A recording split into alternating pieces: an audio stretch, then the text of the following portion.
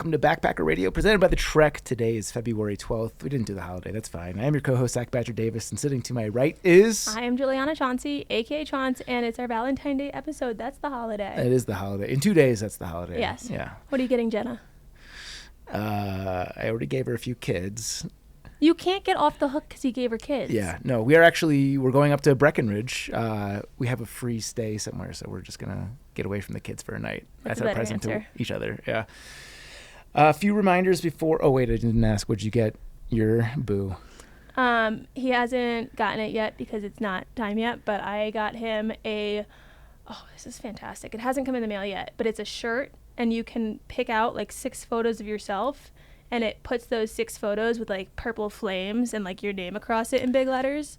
It's a photo of him or a photo of you? It's 6 photos of me that I think I look best in. Does the art actually need additional flames, or does your hair do the trick on its own? It's like one of those shirts that like looks like a motorcycle shirt that's got flames coming out behind the motorcycle, but it's photos of me. I would love to see the art. I would too. Yeah. I hope it wasn't a scam.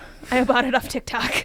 And then the second thing I'm getting him is this I found in the children's section of Amazon. It's a plastic like portable little suitcase bin that has compartments in it so you can organize your spare Lego pieces. This is the nerdiest fucking in the world. But all his little sets come with extra Lego pieces, and he won't put them away because he wants to have like something to organize them in. Sure. But he won't get himself something to organize them in. So you'll have to send me the link to that. Eventually Leo will need something like that too. Yeah, and it's portable so he could take it around with him wherever he might go build. That's fun. Yeah. A few reminders before we get to today's very fun interview. This is our last call for Backpacker Radio intern candidates. We now know what we're looking for. It's been kind of scattered in previous episodes, but specifically this will be a social media internship. Chaunce, do you want to give the full picture here? Yeah, and I think the scattered part, like, as much as it was scattered, is good because it gives you an idea of what you're working with. Yeah, on our end, it's a perfect taste of what you're about to sign up for. Yeah, we are trying to level up the social games, and we are hoping to bring someone on that can help Mara with them. So ideally, someone who is like into socials in a way where like you're also a little nerdy about it. Like you get into the analytics. You like to. Let's say you listen to Kyle's episode for Kyle Hates Hiking, like how he was talking about testing different thumbnails on YouTube, like someone like that's going to not necessarily have to create the content or schedule the content. Ideally, you'll be doing some manual posting throughout the week, like post a manual post a day for us. But really the bonus features that we think would be great for the candidate would be someone who just wants to nerd out about analytics. Like, this video performed super well. What can we test to try to replicate that in others? This is working, this isn't, and just going from there. We've been playing with it ourselves over the past month, and it's been pretty fun. But I think having an extra hand there from someone who like is as into this as Rachel is Excel sheets would be optimal. Yeah. And this probably goes without saying, but somebody deeply entrenched in the hiker trash culture. You have to understand our world. I presume if you're listening to this, you probably enjoy poop stories and all the oddities that come along with this podcast, but worth stating. So yeah, if you're interested in that role, don't wait. We're going to find someone here very soon. So you probably have at most a week or 2 from the release of this podcast. Next up is we are going to be auctioning off our very awesome signed Tyvek wall. We've got, what was the number? Over 70 something signatures from some of the biggest names in backpacking. I have the list somewhere. Rachel actually went through and did the legwork. But basically anyone that you've heard on this podcast who's been in studio, which is almost everybody, they have graced our Tyvek wall with their signatures. Some of them have added hair. We've gotten some artwork. Abstract what's the style of art? Abstract.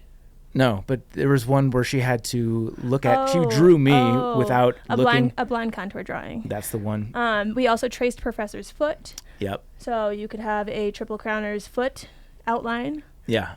So this is a piece of backpacking history here. I know of no pieces of Tyvek that have more signatures than this one. This one's probably the most signed Tyvek in all of the universe. So this will be available through eBay. It's going to be available starting on February 19th, 1 week from the launch of this podcast. And 100% of the proceeds for that is going to go to Colorado Blackpackers, or actually, sorry, just Blackpackers, not Colorado. An awesome organization. Patricia Cameron has added her signature to this and her hair as well. So yeah, very excited for this. Please, if you're interested in having a piece of backpacker radio history in your possession, here is your opportunity. And last but not least, probably should have led with this one, the Badger sponsorship launched today. This is our biggest Badger sponsorship to date. We have raised more than $30,000 worth of backpacking gear. Last year, I think we raised close to $30,000. Our goal this year is to surpass that. This is as big as it has ever been, like I said. And the format here is you go to the link through the link at the Trex website. You buy a raffle ticket online, and then at the conclusion of the Badger sponsorship, the platform will randomly select 15 winners. There's 15 different prize packages. And obviously, you're buying tickets. 100% of the money that goes into this sponsorship goes directly to Leave No Trace. So you got the opportunity to win some amazing gear, and this is a win-win. All of the money is going to an excellent cause. The link for that will also be in the show notes. And if you guys want to hear when any of this awesome stuff drops in the future, please subscribe to the Trex newsletter. That's where all the information goes out. Anything else I'm missing? I think no. Okay. I think, therefore, we are. Let's jump into our interview with Wesley and Marie Black, also known as Yeti Legs and Basecamp, who moved to Colorado from the deep south. I didn't sense the draw. We'll talk about that in a second. After honeymooning here. The next year, they successfully hiked both the PCT and Tour de Mont Blanc together in 2022. This past summer, Yeti Legs completed the Colorado Trail with Basecamp supporting him along the way. It says they. Oh, I think that was a note I was going to add. And obviously you guys were Trek bloggers as well.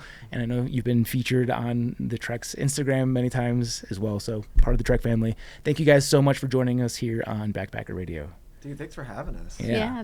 I'm going to crank your audio a bit. Yeah, maybe pull the mic closer to you. Can do that. Yeah. There we go. Cool. When you did this, I thought we were going to start clapping, and my brain said, time to start clapping. And I almost started clapping. You'd make a great teacher. That's how the kids learn. I'm really on one today. Yeah. It feels like a very warm welcome. Yeah. Okay, so you guys are under no illusion here. This is our Valentine's Day episode, so we're going to talk a lot about love today. Let's start with your origin story of meeting one another. I have a note here that was in May of 2020. Yeah. Well, you want to take it Yeah. off? I guess, well, Let's do it. I guess so. Okay. I'll go a little sad for you guys just to be really authentic. My dad was passing away at the time. He had melanoma cancer, so I was like his main caretaker. Family was around, was during COVID, so it was a shit show of a time. But my sister and I were drunk one night, and I was in a space where like for 5 years I'd been working on myself and like who I was and loving myself, traveling a lot, doing whatever I wanted to do. And we were drunk one night and everyone was like, you know, stuff like this just really puts you in a space of like, what do you really want? I was like, you know, I really feel like I'm ready to have a partner. Like I want to do life with someone, and I feel like I'm in a good place to start trying, but like I'm in a weird place. But we ended up making an eHarmony account for me, and lo and behold, kid you not, I met Wesley like the next day. Okay, wait, pause, because we don't want to go too far down without breaking down some other parts. Why eHarmony? I had done dating apps forever, and I was 32 at the time, so like had done a ton of dating apps and met guys and dated. But eHarmony was the one that was the best protective space where people actually paid to do it. So I thought if I was going to find a man that really was serious and wanted to find a partner, then they were going, like, it would probably be eHarmony. What's the worst dating app? Tinder, where you met your wife. Yeah. If you would ask Jenna, that's the answer for sure. Wait, what's the other one? Hinge? Bumble? Because you did them too. I did not like. I like Coffee Meets Bagel. I loved Coffee Meets Bagel. We probably would have met on there too. I feel like that one never really had people on it. Like I had that downloaded for like a week, and I was like, "There's 3 people on here. Like I feel weird being here." Yeah. You know, I think Tinder is like you go there to fuck. Yeah. And then Or find love. Or find find well, love. is The that why you were exception, not the rule. initially there? Bumble is like if you want a guy to string you along for a few weeks and only hook up with you. And then Hinge is if you want a situationship where you have like a 3-month fling and then it just like either slowly fizzles out or they just like won't put in any more effort at that point. Sounds like you're talking from experience. Yeah. Yep. I freaking hated being single. Yeah, I feel that. It was about 20, like, I don't know, 28. I finally was like, fuck all this. Like, I just need to like do me, travel, like Did you love just my swear? life. Oh no. I will say She asked before the podcast if she could swear. I didn't hate being single in that I didn't like being single. I hated being single because dating is atrocious. Oh yeah, Yeah. it's a shit Being show. single is fine. Yeah. It's a painful process. Yeah. Okay, so you met on eHarmony. What was the opening line? What was the opening line? Oh shit. You were the one who started it, so I don't even remember. It's only been 3.5 years. only. Isn't that then. terrible? No, I know it's been almost 4 years now. I guess. Close to 4, Yeah. But anyway. Well, he still has I the just- app downloaded, so we can go through his pro. No, but no kidding. I used to get emails from eHarmony, and I was like, I gotta get this out of here. Like, Yeah. I'm not still using it. Yeah. I Like, didn't committed. care. I didn't care, but no, we met pretty soon after, and he actually was there for me during the passing of my dad. Which, I mean, people look on the outside and are probably like, "Oh gosh, that's probably unhealthy or scary," you know. But the first day we ever met, we went hiking. And it was a 7.5 mile hike, and we spent 17.5 hours together that day. And that day forward, I knew I was like, this is my person, like, period. It was so easy. It wasn't even a hard decision. Yeah. But that was me. And then we got married 6 months later. Yeah, Yeah. so quick turnaround. But that's me. Yeah. So how long was it until the engagement if the marriage was 6 months later? You can talk into this since you were the. Okay, so we dated for about 3-ish months, and then we went, and I'd intended to propose to her at the end of an ultra race because we're ultra runners, and I'm glad I didn't because we didn't finish. We that were would have close, been terrible. but we didn't finish it. So that's a long story as well. But Yeah, I got some really terrible. That would have been bad foreshadowing for the marriage. right? Yeah, like the outside of my thighs were covered in chafe. Have you ever chafed on The the outside? outside of your No. thighs? It What was causes? bleeding. Yeah. What causes chafe on the outside? Extreme sweating. Oh, Against wow, like damn. pants or just air? Shorts.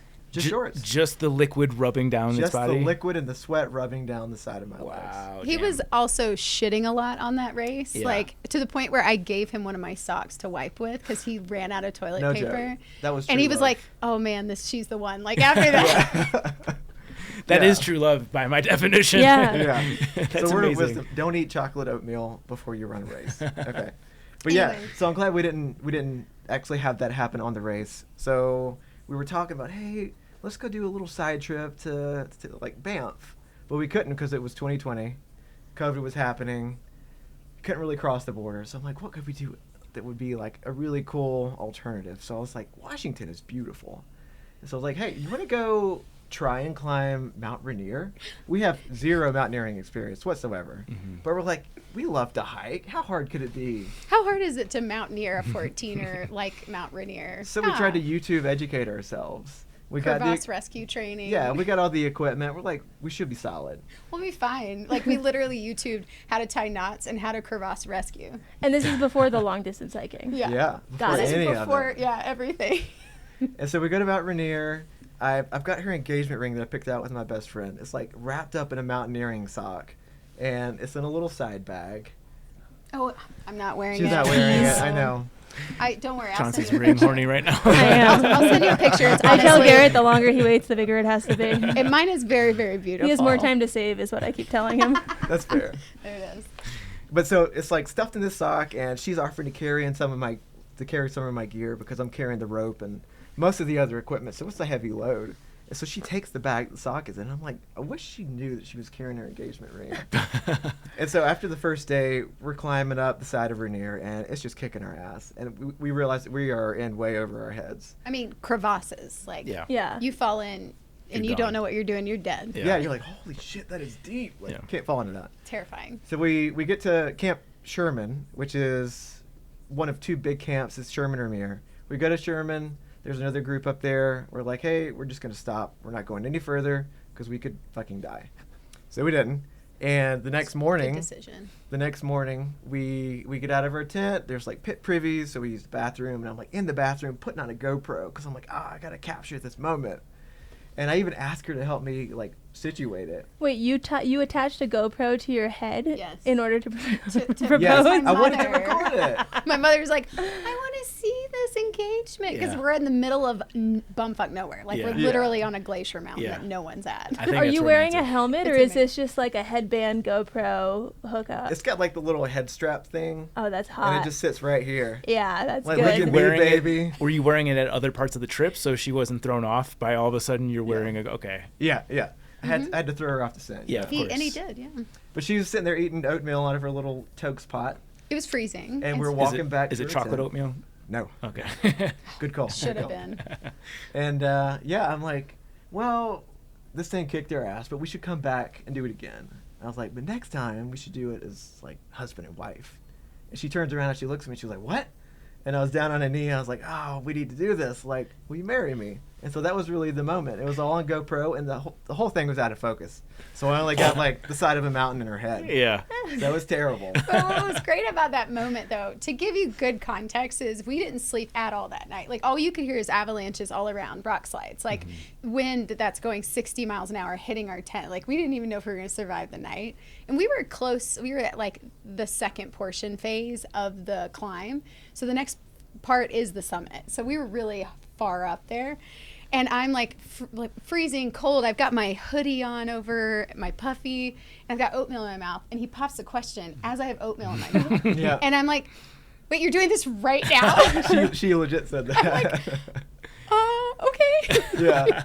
It was so great. And then all you can see is us kissing through the GoPro. Like, you see his head tilt in the GoPro, and you hear, You're wiping the oatmeal away. Yeah. Good moment. Wow. So how long have you guys been together at this point? almost 4 Almost years. 4. Yeah. No. I mean, at the point of the proposal. Oh, 3 months. Oh, about 3 months. So what's going through your, like, are you having any thoughts of like, damn, that's fast? No. No. I knew. Like, and I even told him, I was like, no pressure. Like, seriously, no pressure. We could get married in 10 years. I don't care. Like, I know that you're my person. And, but we were also like, well, why not? We're 32. Like, why wait? Yeah, it starts to feel old after 30. Yeah. a little bit. We've been around the block a few times. I guess so. Yeah. When was the first time that you guys had discussed getting engaged? A weekend? Ooh. I don't know. Maybe just in passing. There were no serious conversations about it. Like, Yeah. we were just dating. We're like, hey, if this happens, it happens. Because I had started off our relationship. I was like, hey, I've been through a lot of relationships lately. I don't want to make anything super serious. Oh. So I was like, I think after a good solid 10 dates, maybe then we could be like an exclusive couple. And so she went in with that expectation. Like, hey, he's really trying to just draw this thing or like drag it out. So he of course isn't going to propose super quick. Oh, yeah. I was like, okay, that's fine. We can do 10 dates. Like, no biggie. Like, Yeah. whatever. Yeah. And I'm Sounds like when you sign up for a trial membership, like you get the Yeah. first 10 days for free and then Yeah. you're locked in. But he moved so fast, though. I'm sorry, it's so peeking. He moved so fast. Like, Yeah. we had our first date. We said goodbye at 2 a.m. that night. And he's like, I was supposed to have another date with another guy from eHarmony within Atlanta. And he's like, that night, he's like, don't go out with him. Go on a second date with me. Come to my apartment. I'm going to cook for you. Strong move. I And like that. Yeah. He went all out, guns out. Yeah. And so I went to his apartment like the next night or so, and Yeah. he had opens the door, Frank Sinatra, candles lit, mood like lighting, and he's cooking, he's doing charcuterie, open up a bottle of wine, like Dude, bacon wrapped asparagus. Oh, nice. Right? he did like the whole 9 yards, and I was like, all right. Yeah, so I feel like that kind of set the standard for the rest of our relationship. And like, that's when you were like, yes. like I this was is like, it. yeah, this is what I want. Like, she's the person that I want. Now, how do I get it? Marie, that was bold on your behalf to let him know that you had another date. What was your thinking there?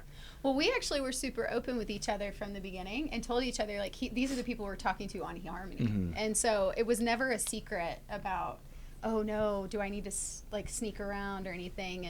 And I also, I guess, had decided for him, I'm going to be as blunt as possible and as authentic as possible and see where that gets me, because I had never been that authentic in a relationship.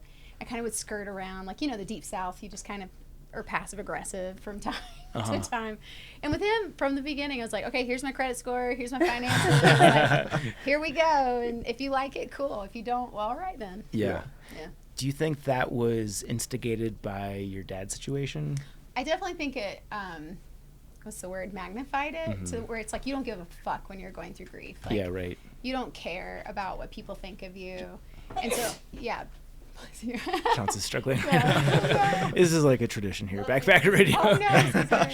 Allergies are real. So I do think that Dad, like seeing him go through his process of death actually very much put me in a place of, you know what, life is very short. Yeah. And so be as honest as you can be in your life. Yeah. That's beautiful. Yeah. And I know that eHarmony, and I think Match to an extent as well, like that's the intent of the app, right? Is like it draws in more serious people, no fucking around, people that are looking for real relationships. So it doesn't surprise me that your timeline was condensed relative to the average person. I think it's romantic. I think it's awesome. Thank you. Yeah. And then we got married 6 months in after meeting, and we got married on a beautiful I swear I had a dream of this place. And it was this grassy knob overlooking the Virginia, North Carolina mountains. And the Grayson Highland area. It was a Grayson Highland area, and I was barefoot walking down the aisle. It was outside, beautiful sunny day in November. It was perfect. She looked like something out of Game of Thrones. I had on fur coat. Yeah. Love that. That's awesome. During those 6 months, were there any doubts? Like any, oh shit, is this the right choice moments? I don't think so. No. I didn't either. No. And that's why I think I knew, because for me, every guy, I'd always had doubts and questions. And with him, I felt very grounded, fully grounded. And so I think the only thing I ever had any question about, and just to be completely honest, is that the topic of kids is a little scary to me, because whenever you have kids, you have someone who is wholly dependent on you at that point. So you're kind of giving up a big piece of your own freedom. You can't just go and do what you want. And you've always been very adamant about wanting kiddos. Mm-hmm. And I want kids too, but that was just something I had to come to grips with, because I'm like, well, that's like signing an agreement to kids. So yeah, that was the only thing I ever had to question. But. Yeah. Well, and I think as we've been married, it's always been an open conversation too. I'm willing to potentially give up that part if, that's where we're going, in the direction we're going to. Oh, we can mediate this right now. Let's settle this debate. It's always been a conversation. So has baby fever hit for you yet? Because me and Garrett, when we talk about it, I'm like, look, I'm not ready. I still feel like I'm 13 in a body of a 30-year-old. I'm not ready yet. I want them, but not yet. But I notice, and this is fucking weird, but I notice that as I've gotten from 30 to 31 and 31 to 32, babies are starting to look cuter. I used to not think they were cute. I thought they were really ugly.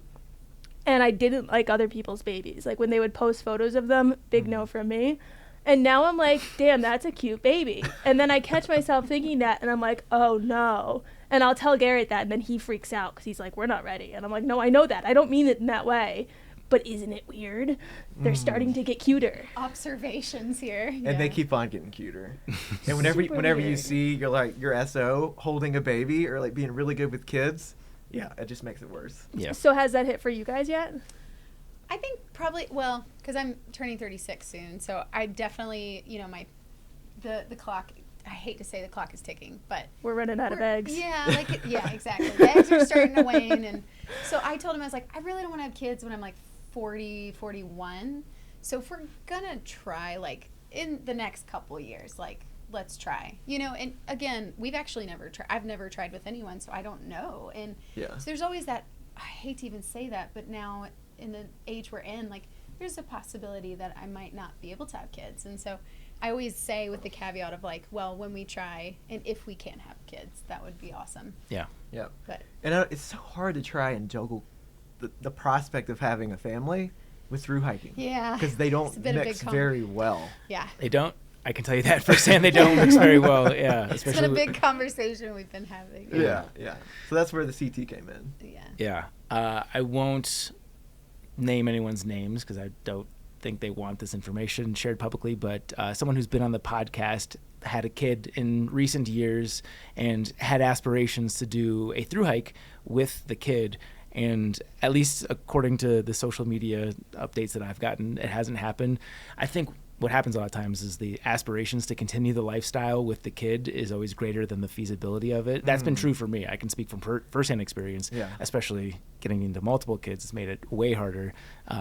It's just good to be aware of the trade-offs that are going to come with having kids. With having one kid, we've had multiple families on the podcast that keep the adventure very alive. And now that I'm in that situation, I'm in awe of them because I know how absolutely difficult it is. But it's good to go into that situation knowing that at least there's the very real potential that you're going to be making a pretty massive sacrifice, especially like if you're as in love with the long distance backpacking thing as you guys seem to be. Oh yeah. But you see families like the Dailies and you're like, oh man, that gives me some serious hope right there. Yeah. Like, cause they're making it happen. They're so popular for a reason. It's like every young family that is in that situation understands how difficult that is. Like getting your kids dressed is a through hike, let alone through hiking with kids is just a bananas thing to conceive. So I don't know where we were. I'm sorry to sidetrack that, but it was a good question. That was a good No, that was relevant. Okay. Yeah. Good. I think very much so. Because kids and through hiking and backpacking is, I feel like a lot of people are asking that question, like, can we actually do this? Especially couples who get married that love through hiking together. That becomes a big question. Yeah. Can we do this with kids or not? And do you sacrifice one for the other or not? And so. Yeah. And so when you guys had met / got engaged / got married, you hadn't been in the through hiking world yet. You hadn't done the long distance hiking stuff yet, right? No, not yet. So the person that I was with for a year before I ever met Marie, she actually, like, one of the big reasons that we separated is because she went to go hike the Appalachian Trail. The irony now. The irony, right? I don't want you on this trail with me at all. Is that how it split? She didn't want you to go with? That was part of the reason. Okay. Definitely. That's a red flag for sure. Big red flag. Yeah. And I even offered to support them, and they were like, no, it'll never work. And I'm like, okay, well. Yeah. But on their preparation for the Appalachian Trail, we went and did like a week-long hike together. And I was like, wow, this is a lot of fun. Yeah. Like, I had a fucking cast iron skillet in my pack, so it was terrible. The weight was unbearable. But just the whole experience was enjoyable. So that really sparked something in me. And so I just started going on my own little weekend adventures whenever I'd get off of work in West Virginia, along the East Coast. And I was like, this is for me. And her story is a lot different, though. Yeah, mine's kind of strange, but my Nana, so ever since I was a kid, I've always wanted to do a long through hike. Like, I think I saw a documentary with, and like was like drawn in, and I grew up in the middle of the woods in Alabama, literally, and close to Chattanooga on Lookout Mountain. So log cabin, middle of the woods, on trails, barefoot kind of girl. And so I remember when I was like 6 or 7, I was watching something with my Nana, and I see the Appalachian Trail pop up, and I'm like, I'm gonna do that one day. And my Nana looks at me with her piercing blue, scary eyes, and is like, vow to me you will never do that until you're married. And I was like, okay. Well, come to find out, her first cousin was murdered on the AT. Like, he's one of the cases back in the 70s that happened. Yeah. So she was terrified for me. And how did you find that out? Probably from a family member as I started talking about it. I don't remember how I found that out, to be honest. But maybe I talked to her about it later before she passed. And so I never did it, but I ultra raced. So I would run the AT. I lived in Georgia before we met for like 8 years in Atlanta.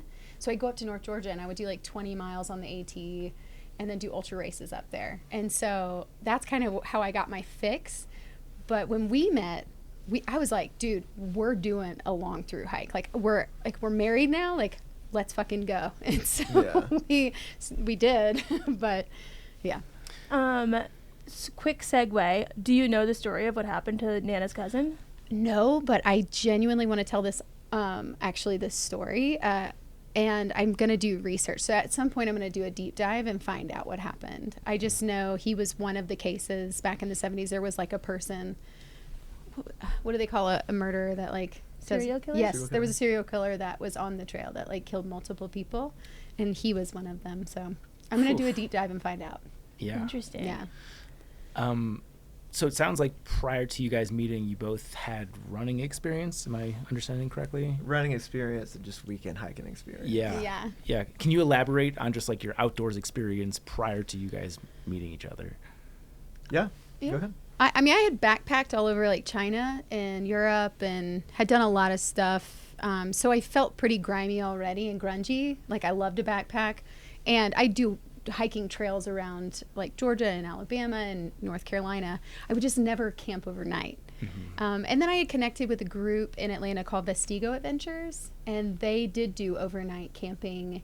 And so I actually became one of their like hiking guides. They paid me to lead hikes in North Georgia.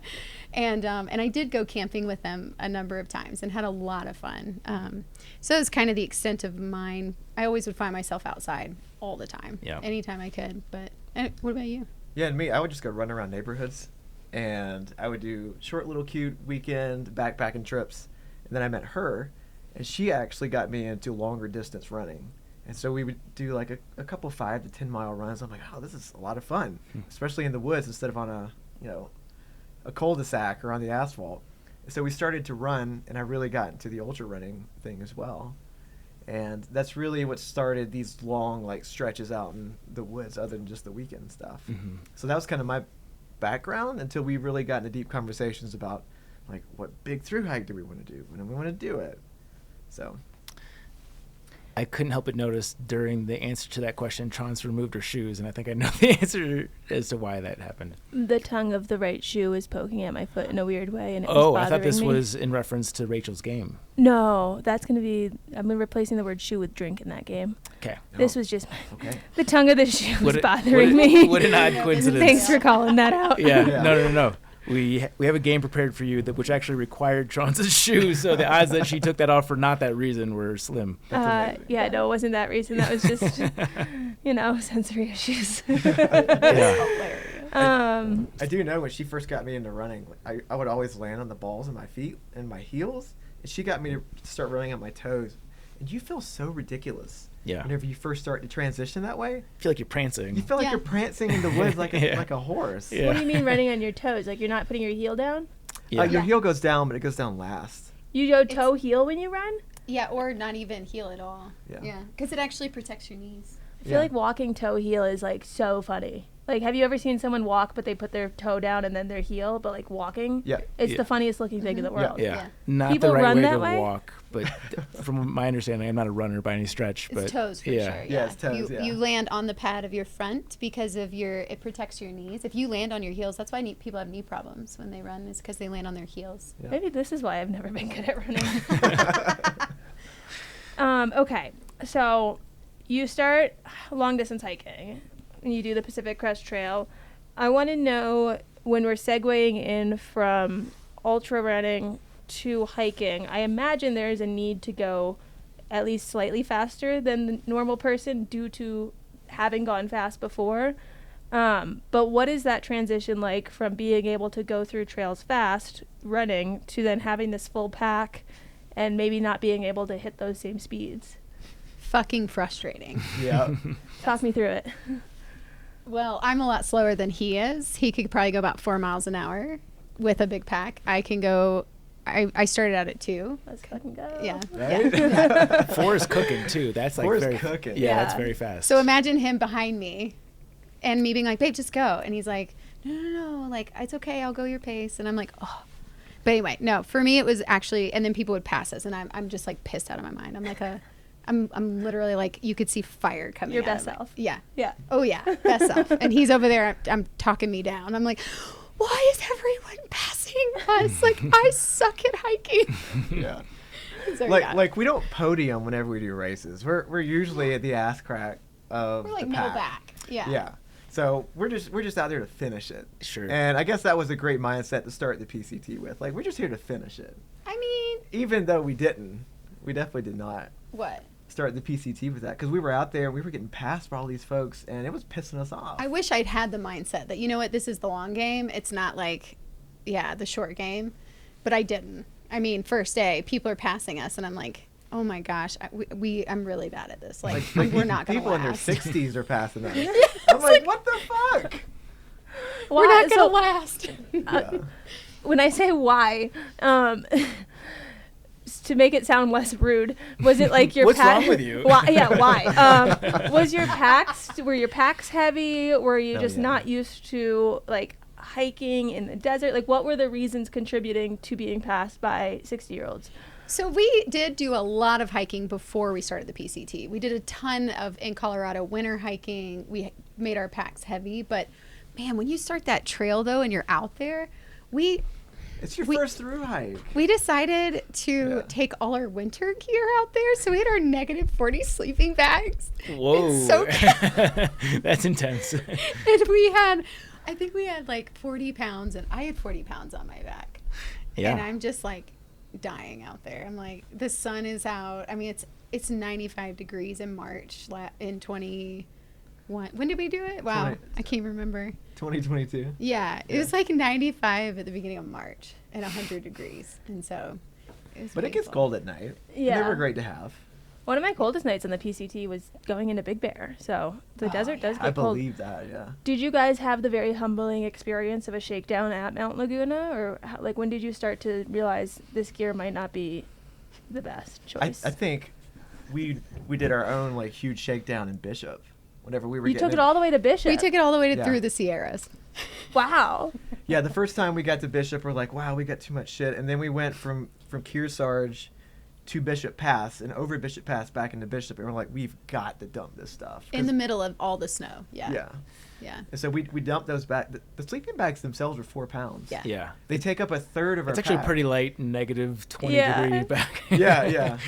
But we've got these 70-liter Hyperlight packs, and they're like maxed out. We can barely even fold them over. Yeah. And I'm like, we've got to get rid of stuff. So in addition to just very excessively warm sleeping bags, what else were you guys carrying that was too much? Our like 6-ounce pillows, which were a 6-ounce pillow is like a real pillow. Like it was a winter pillow. Yeah. It was like an isolated winter pillow. We had our R-Value X-Therm. Did anyone tell you guys you were going to the desert?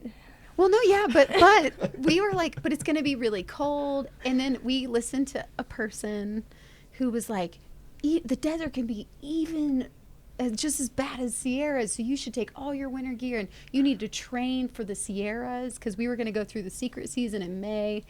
So secret season. We're like, well, yeah, let's just take it all then. And, but I think, though, taking all that through the Sierras actually made me realize we're going to finish this thing. Yeah. Because, we went through so much mental perseverance. So. And one thing we did say to ourselves, we're like, well, if we're going to be carrying this in the Sierras on snow and through snow, let's go ahead and get used to the weight before we actually hit the snow. So that was kind of the rationale behind carrying it all from the beginning. Yeah. And we didn't want to go through the logistics of having to ship stuff to us. And Sure. Yeah. Refresh us on the season of 22, because obviously the 2023 gets a ton of attention for a good reason. Yeah. But like that's the snow year in people's mind. You guys are going through in May, you said? Yeah, so we started in March 6th is when we started. Okay. And then we got to Canyon Meadows South. We left there May 1st. Okay. And went in. What are the conditions like?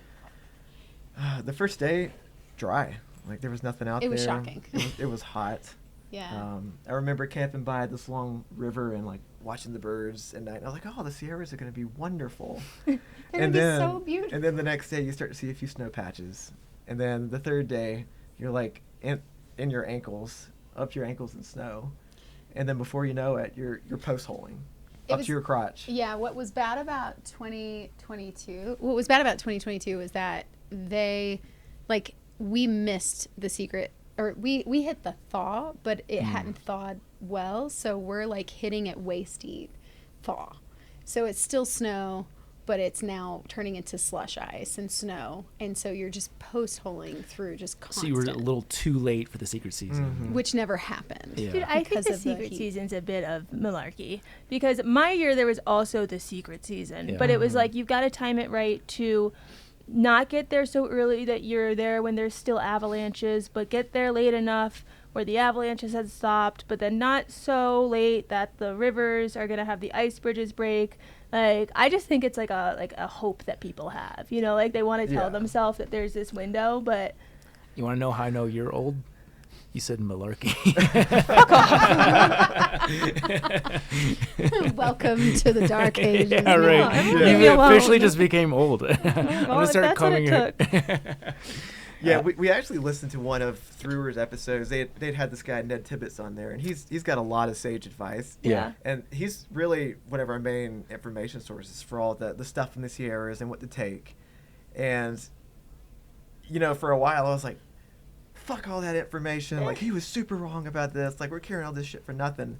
And after a while, I have to just kind of remember that he doesn't know what's going to happen, because nobody knows what's going to happen until it happens. Yeah.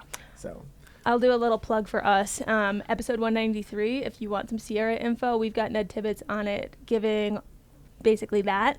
And then we also have Dan Windsor on it, who went through in a high snow year, who talks about what it was actually like in his experience. Yeah. awesome. Like, honestly, we wanted a high snow year. We did, because yeah. we lived in Colorado. We prepped for high snow. You did Rainier. Yeah, Yeah, we had the gear. We knew what we were doing. But I think for us, it was the post-holing and the snow levels just were like, wow, this is and then the thaw of the rivers and the waterfalls, like all the water coming down. I mean, we were hitting rapids crossing. Like, and I asked him to hold my hand from time to time, because you're like holding 40-pound packs and you're like, oh dear God, I hope I don't slip and just go down. Yeah. You're very top heavy. You just wanted to hold my hand. That too, probably. So let's put it in perspective. What kind of miles are you guys doing in the desert? And then contrast that with the Sierra. Yeah.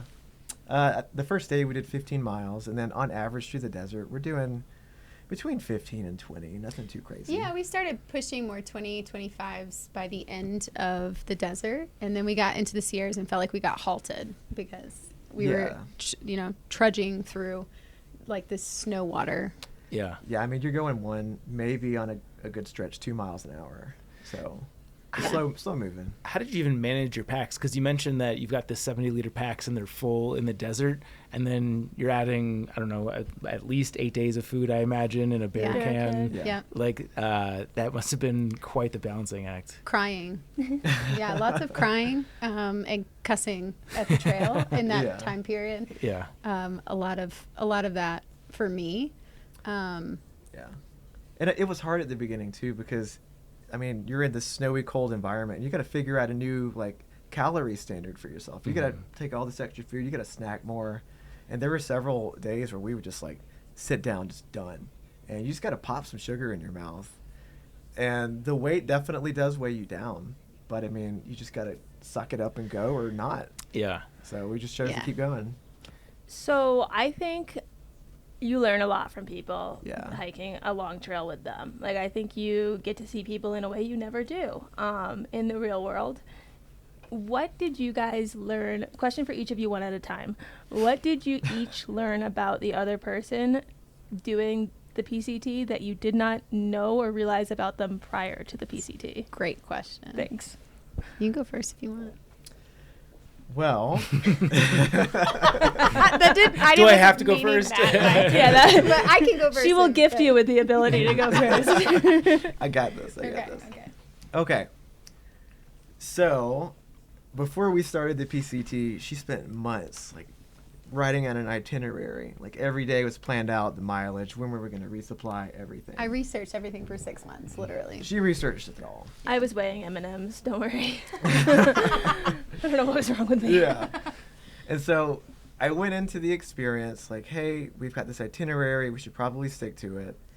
And up until that point, you know, she works in the film industry, so her roles are very structured.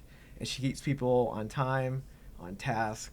And I kind of went into the trail expecting that to be what was going to happen. And it did for a while. But as we hiked and got through it and stuff just kept happening, I just saw her, like, let go of that side of herself. So to see you adapt that way was pretty cool. And I saw another side of you that I didn't know was there. And this was like the chill, just, I don't want to use the word surrender because I don't like that word. But I saw you just, like, be more open to change. Yeah. What about a negative? A negative. Oh. I know there's Chaunce knows where the good podcast content is. Don't worry, you're next. Ooh, a negative. It's not Valentine's Day if I'm not trying to provoke a fight. I mean, listen. I think, too, that this happened, just after Baden-Powell. We were, like, there's a parking lot right there before you start to climb Mount Williamson. And I really had to take a shit. And their pit privy is right there. You don't pass up those moments. Right. And I was like, hey, I just need to eat a protein bar, go take a crap real quick. And she's like, no, we've got to stay on task. We've got to climb William right now. I did. And I was like, so I can't take a shit?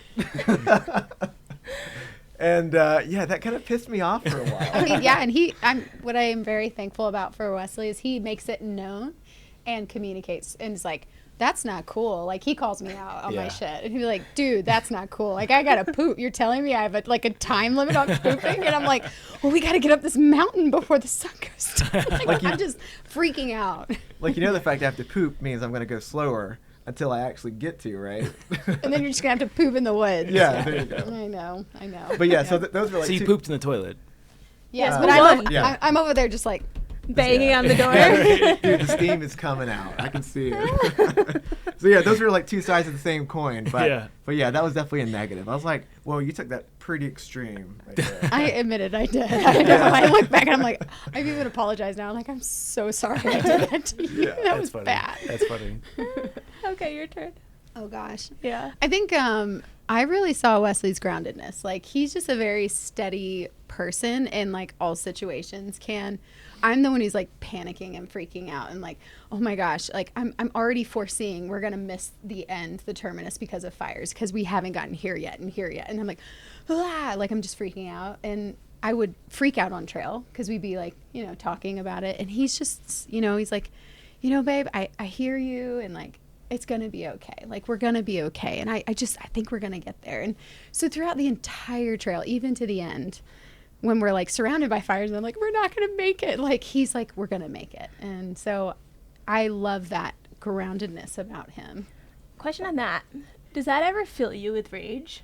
That like when he's like so fucking positive about it? Oh yeah, that was probably my negative actually. It was like, I'd be like, why can't you just like freak out? Like, why? I just want to see you yell once, like, or cry. I'm like, it's gonna be fine. We're gonna get there. It's like an interview question. Tell me about your biggest weakness. Well, I'm just too positive all the time. Yeah, and it's like, no, but you really are. like be mean like or messy like me. Yeah. No, but I thought you were gonna say I suck at time management. Oh, actually, yes. That's what. That's where I was going. So we had this moment in NorCal.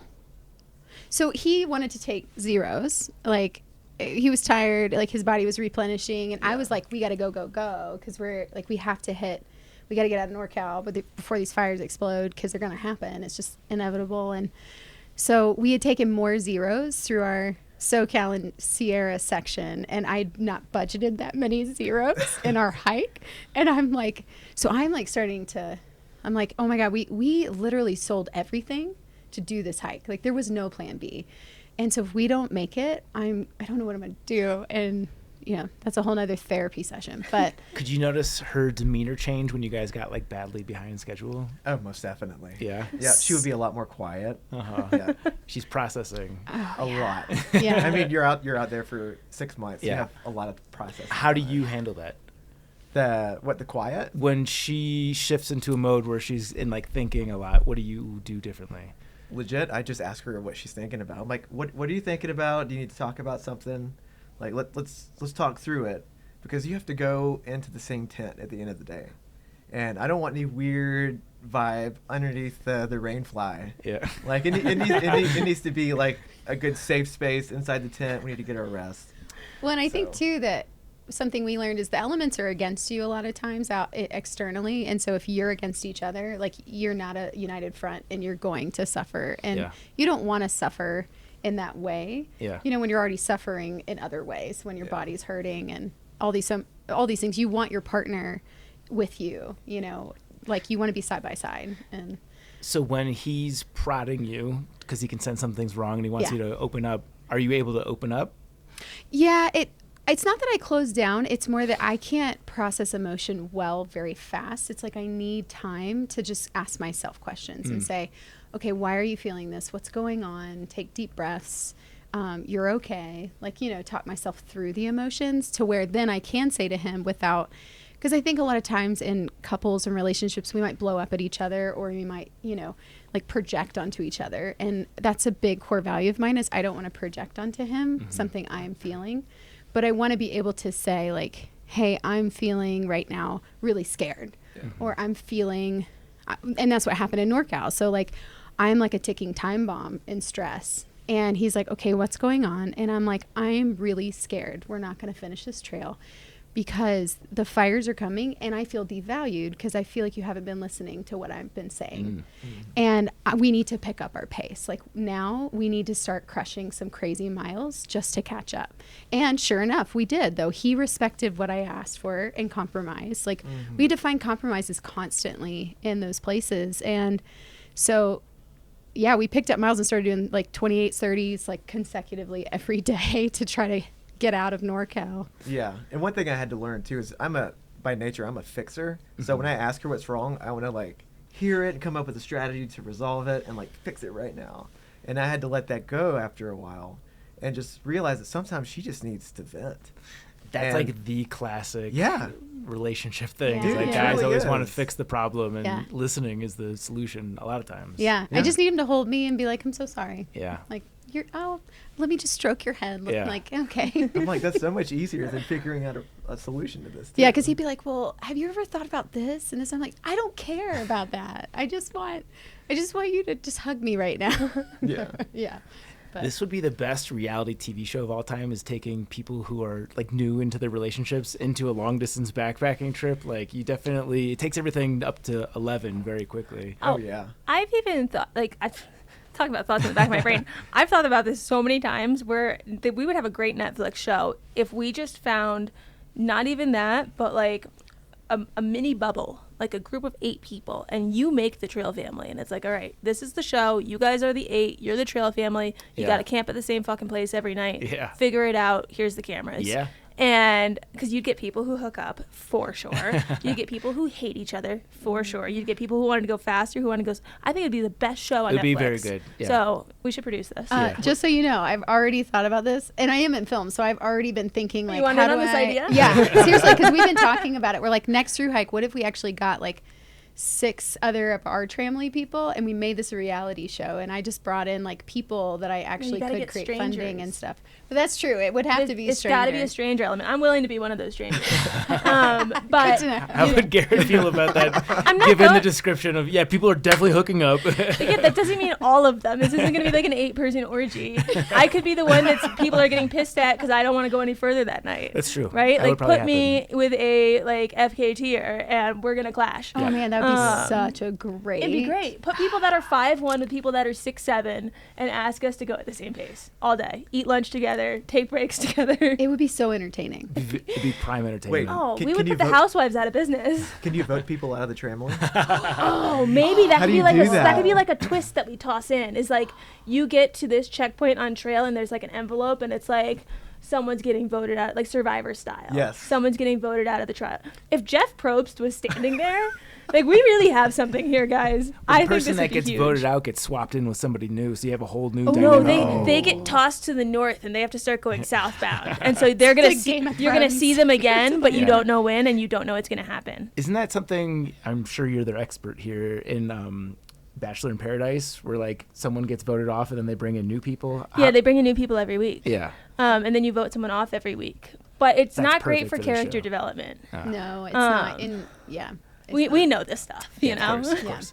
But no, I've thought about like the logistics behind like camera people Yeah. and like how do you get the You need DP, the hikers. camera, like the cameraman, they have to be hikers. Yeah. Or I can you have go to with do a trail you. with roads. Or they have to hike in, and then you have like cameras on the ground that people are carrying, whether it's their iPhones or whatnot. But Everyone yeah, has a and then- GoPro. Yeah, You could get Andy Lobb on this. He'd be perfect. I've been mentally developing this idea for years. You really should As sit I down think and a lot talk of other about people this. have. I'm all in. I'll quit Yeah. my job. Tell us about your career in film. I started over 10 years ago, and I started in Atlanta when the tax incentive started, which means when that happened, like all the major feature films and TV shows came in from LA because it was way cheaper. So I got to learn as a production assistant under like some of the best from LA. And then I started going like, Did you work on Ozark? no, I didn't. I never worked on Ozark. I got to work on some Marvel stuff and some like Whoa, with that's cool. Lionsgate, Warner Brothers, Universal. What's the biggest movie you worked on? Marvel. Yeah. But I mean, it's Give us some others. Yeah.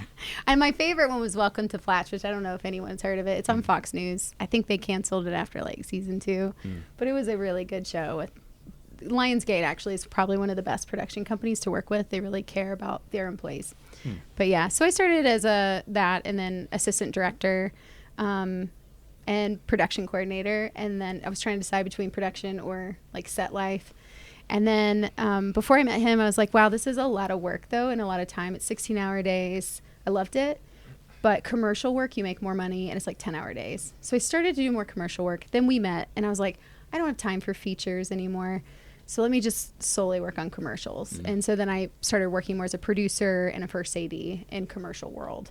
And then we came out here, and I started working in this market, which is big commercials. And now I'm full-time producer with a film brand commercial company here. So You're still able to make it work living in the mountains. Yeah. They let me work from home like 3 days a week, and I actually drive to Denver. Oh, no way. Twice a week normally. Wow, I didn't know that. That's cool. Yeah. What's like a top story you have from working in film? It could be something with like a celeb, or just like how the sausage is made.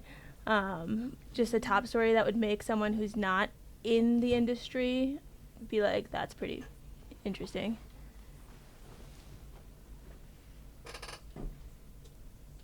I'm thinking about this one night. I was working on a feature film. This is what's coming to my mind. So,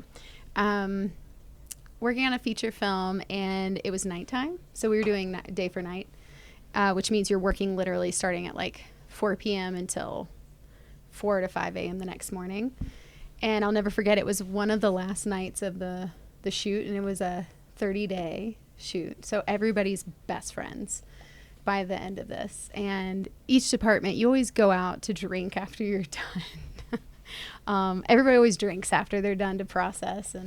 But I'll never forget this one night. We're telling everybody to be quiet on set.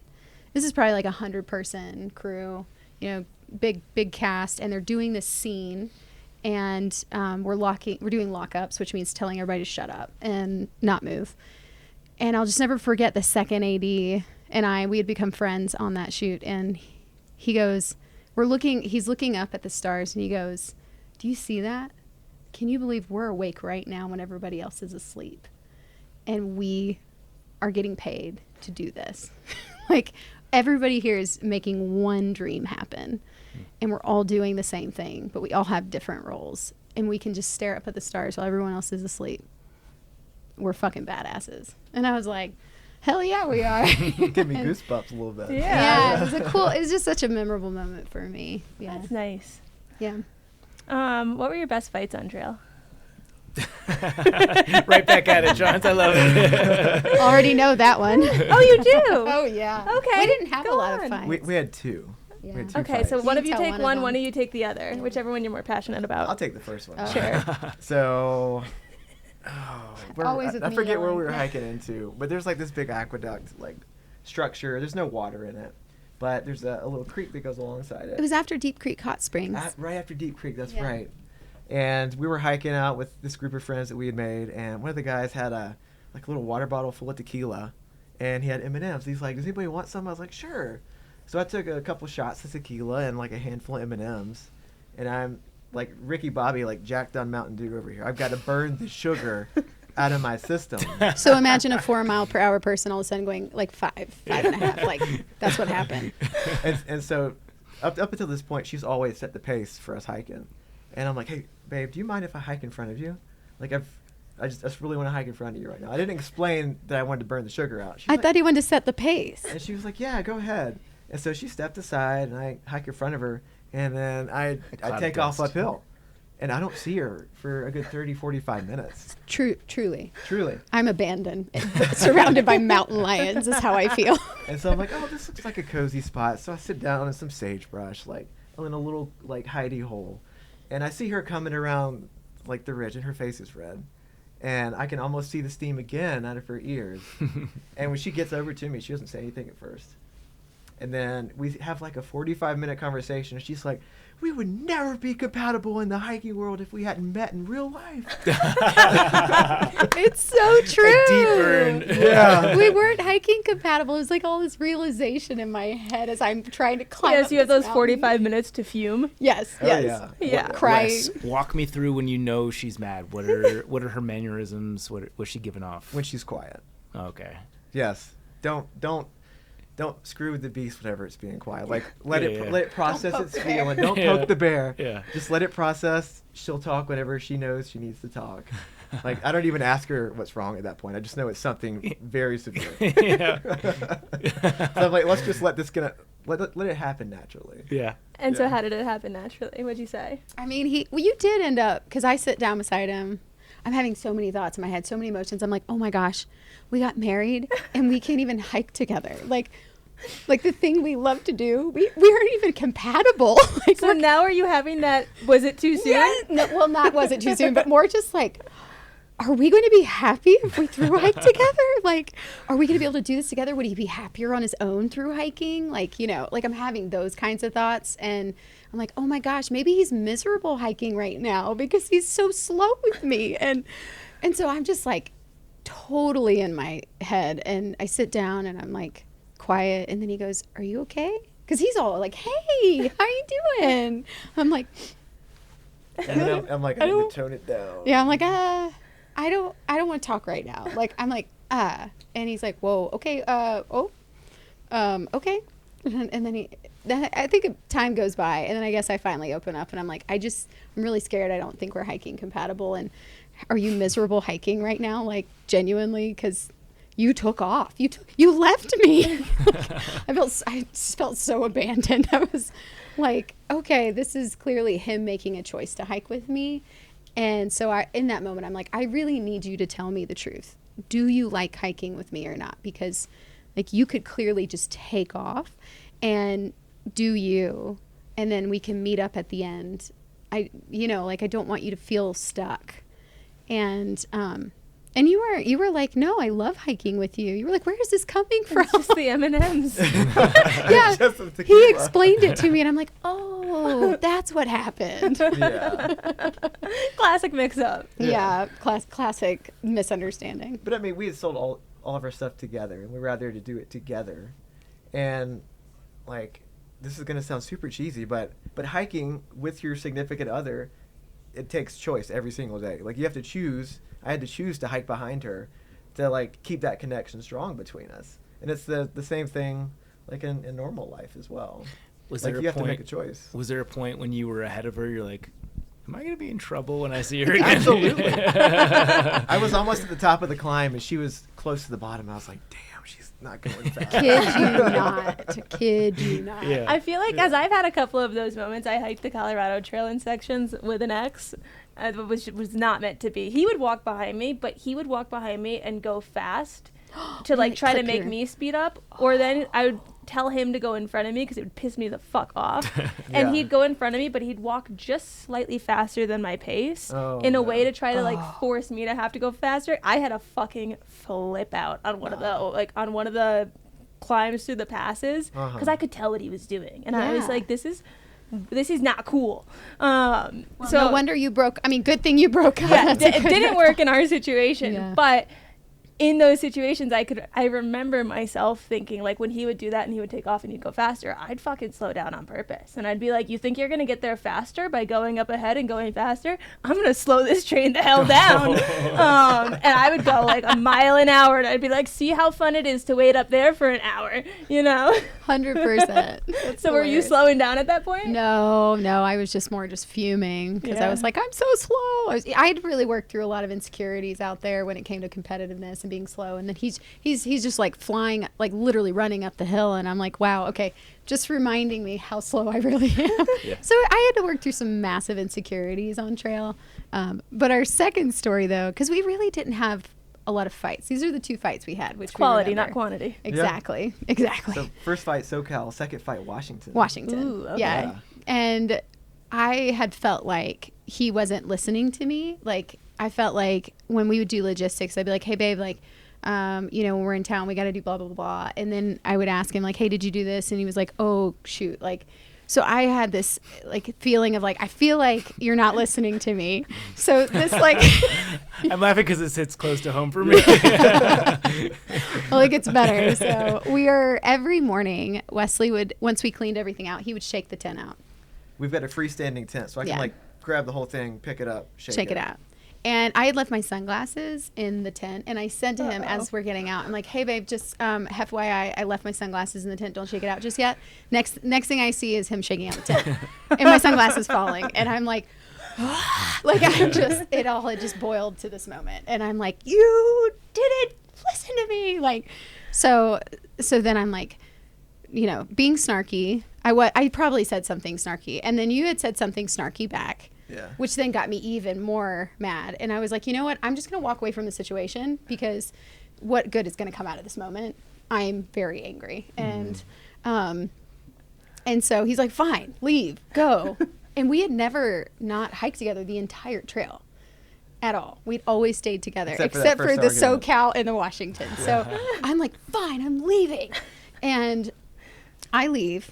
And I'm just fuming. I am fuming. I am processing. And then I slow down and I start calming down. And I'm like, okay, sunglasses, Marie, come on. Like, it's sunglasses. Like, there's clearly something else going on here we need to talk through. So I stop. I realize I've gone like 2 miles.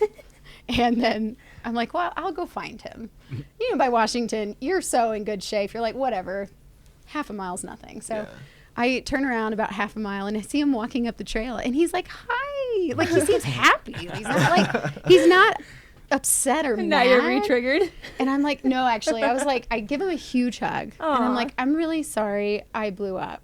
I just like, can we talk about what happened? And he goes, I said, are you okay? And he I was like, for the last 2 miles, I've been wondering how we separate our bank accounts and if you want a divorce. Because he'd never seen me that mad. He'd never seen me that mad ever. In the like 2 years we had been together, like never seen me blow up like that. And I was like, what? Like, divorce is not on the table at all. Like, that's, babe, let's just put that to rest. Like, that's not even this, like, yeah, no. I was like, that's great to hear. Yeah, that's all I was thinking about for 2 miles was how to separate our bank accounts. Yeah. I was like, I have no idea how to do that. Were you thrown off by he was expecting divorce but also still happy? Yeah, absolutely. I thought he was going to be like, serious, like, okay, we got to talk about this, like, or something. I was happy because you had turned around and started hiking back to me. Is that what it was? Okay, I've never asked you that before. Yeah, now you know. He's like, we're great mediators going, divorce. I'm like, of all the things he's thinking in the last hour, that's all he thought was how to split our bank accounts. But we did talk it out. And actually, it really brought us to a much stronger place in our, like, marriage after that. Like, we really started learning a different communication with each other and how to love each other well in certain areas. And yeah, it really helped. You know what also really helped is what? Whenever we're having like deep conversations on trail, you're in front, I'm behind, and we're not making eye contact.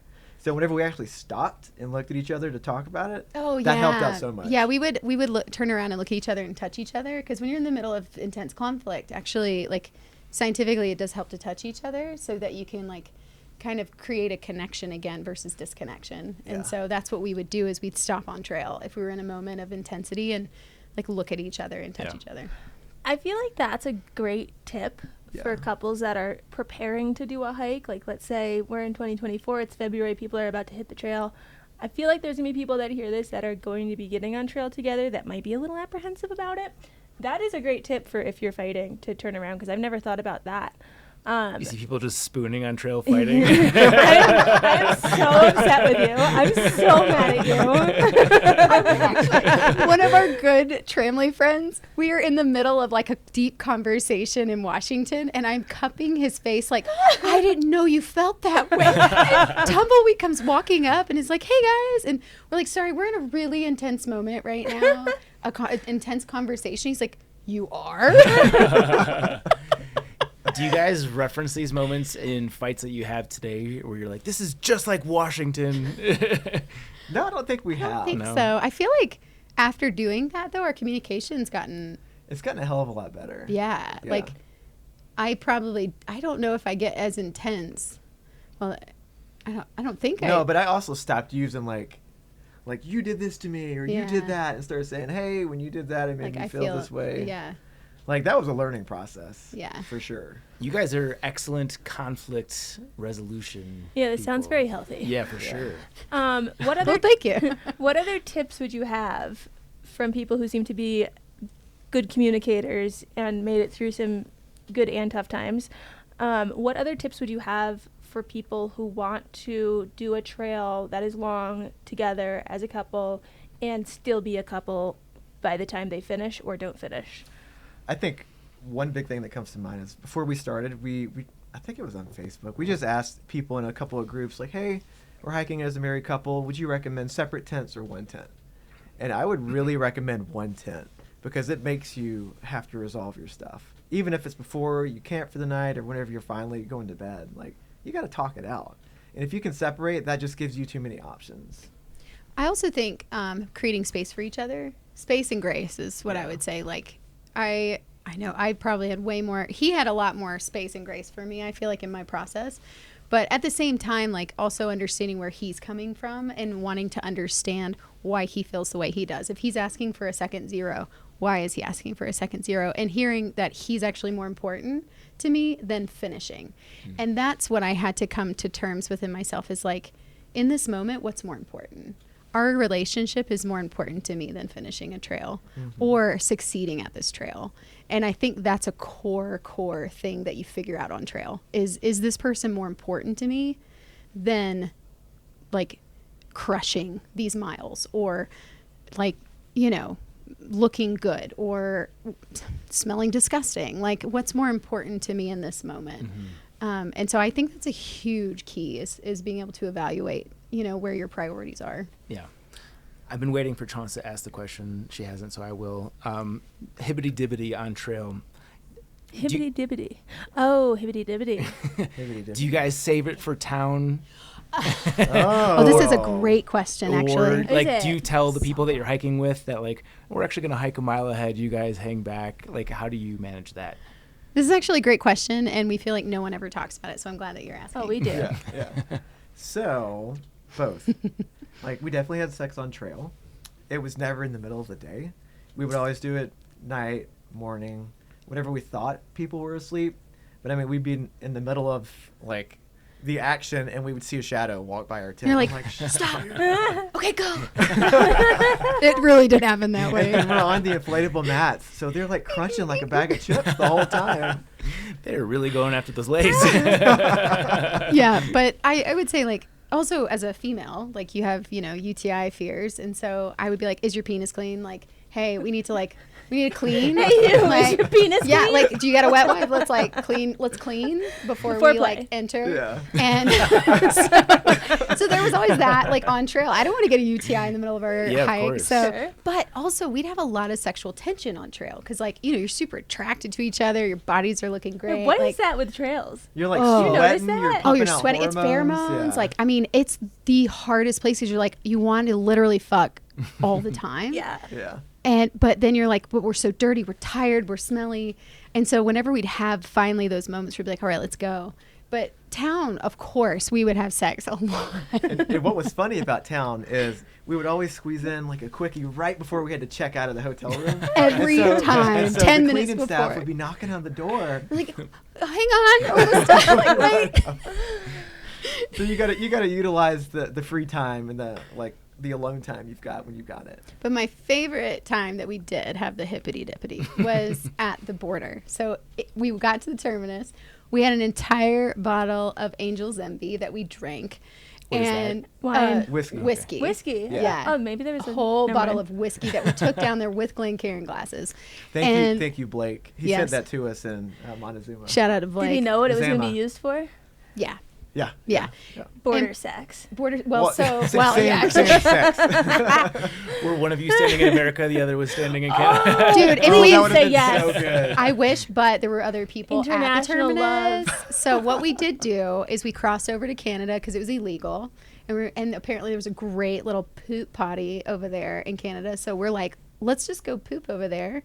And then we're like, it just happened. We're like, let's just have sex in the grass. Let's do it. And so we By did. the poop area? No, we went away walked to away a from more it. beautiful, okay. luscious area. Yeah. And then we walk back after, and everybody is sitting there like, so how's it going? How was Canada? How was Canada? I was like, man, if we conceived a child, how cool would that have been? If you were conceived illegally in You Canada. have dual citizenship. Yeah, right. Yeah. Wow. Okay. Where to go from here? Because it seems like you guys are very okay with talking about this. What are your tips for having great sex on trail? Ooh, lots of wet wipes. Seriously, wet wipes or baby wipes or whatever. And just uncensored. spit. Spit? Yeah. No, it's good. That's perfect. Yeah. Sorry, you- that's can you very, very elaborate? raw. Where do No, the wet it's wipes? not Where do the wet because- wipes come in, and where does the spit come in? Well, The wet because- wipes for the cleaning. yeah, and the spit for your sweet vaginal side. lube it up. Yeah, yeah. Because you don't Is carry it your lube. spit or his spit? Didn't matter. Mix. A little mix. Nice. Did you ever use the wet wipe as foreplay, like a little wet wipe hand job to get the things going? No, Never. he was always ready to go. And I mean, I would like.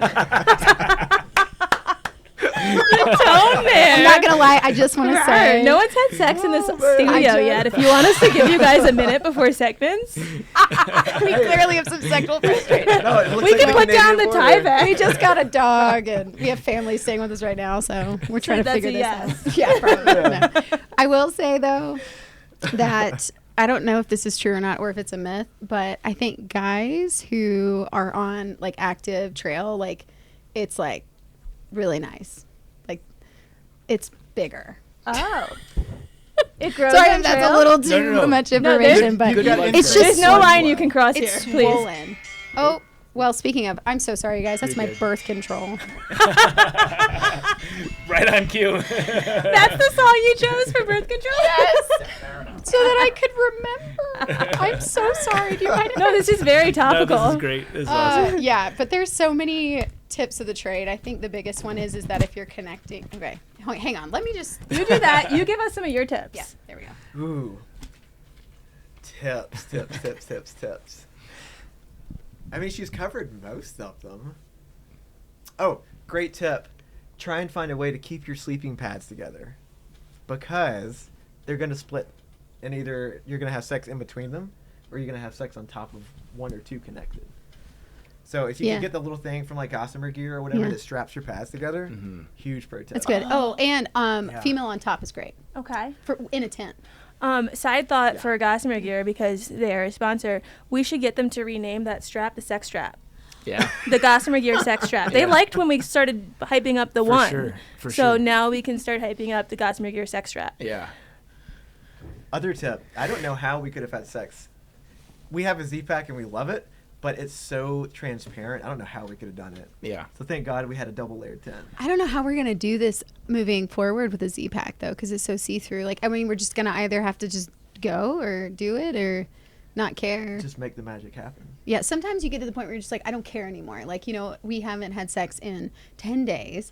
And so we were just going to. And when we were at Kennedy Meadow South, that's exact. Like, it was just like, oh my God, everybody's around. I don't care. We're doing it. Yeah. Yeah. And Do you try to be quiet, or you're just like, we're married, We try we're to. adults? We Okay. really would try. We really that's a would. no. Which is really hard, though. I'd be like, it's like a game to try to be quiet. You're like, all right, see how quiet you can be. you know, we had these Tibetan prayer flags, you know, like the different colored ones with the prayers. We should have like told our people, hey, if you see those outside the tent, it means we're doing that. Like, Hey, if you hear me screaming her name, it means we're having sex.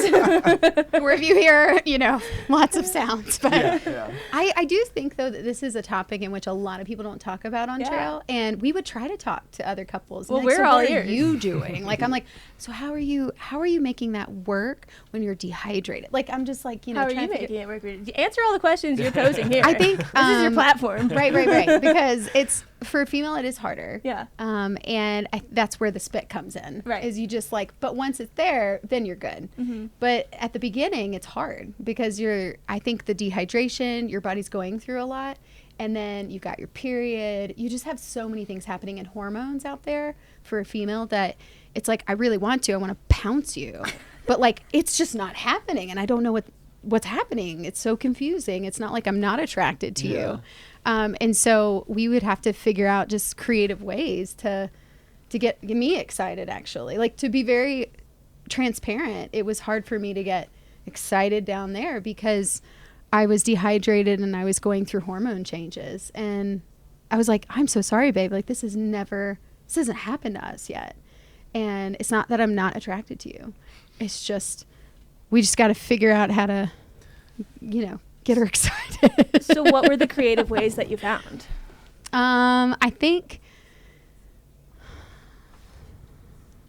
I want to hear this. I know. I'm like, it was easier in town. Mm-hmm. On the trail, though, I think when he would flirt with me while we were hiking helped kind of create a foreplay. So, like, if he came up and grabbed me from behind and kissed my neck, like, he'd do that from time to time. And I would tell him, like, do that. Like, if you want to get some, do that. Throw a snowball at you. Throw a snow. We play in the snow. Yeah. So I think doing playful foreplay actually helped a lot. And then when we would decide, like, let's just have sex, I mean, it was more of like, okay, now I need water. Let me chuck some water if I can. But then you're carrying water too, so you got to ration it. So we definitely have to give you some of the elements when you leave. Oh yeah, that'd be great. Did you bring any toys? Did you have anything like extra fun? Just straight up spit.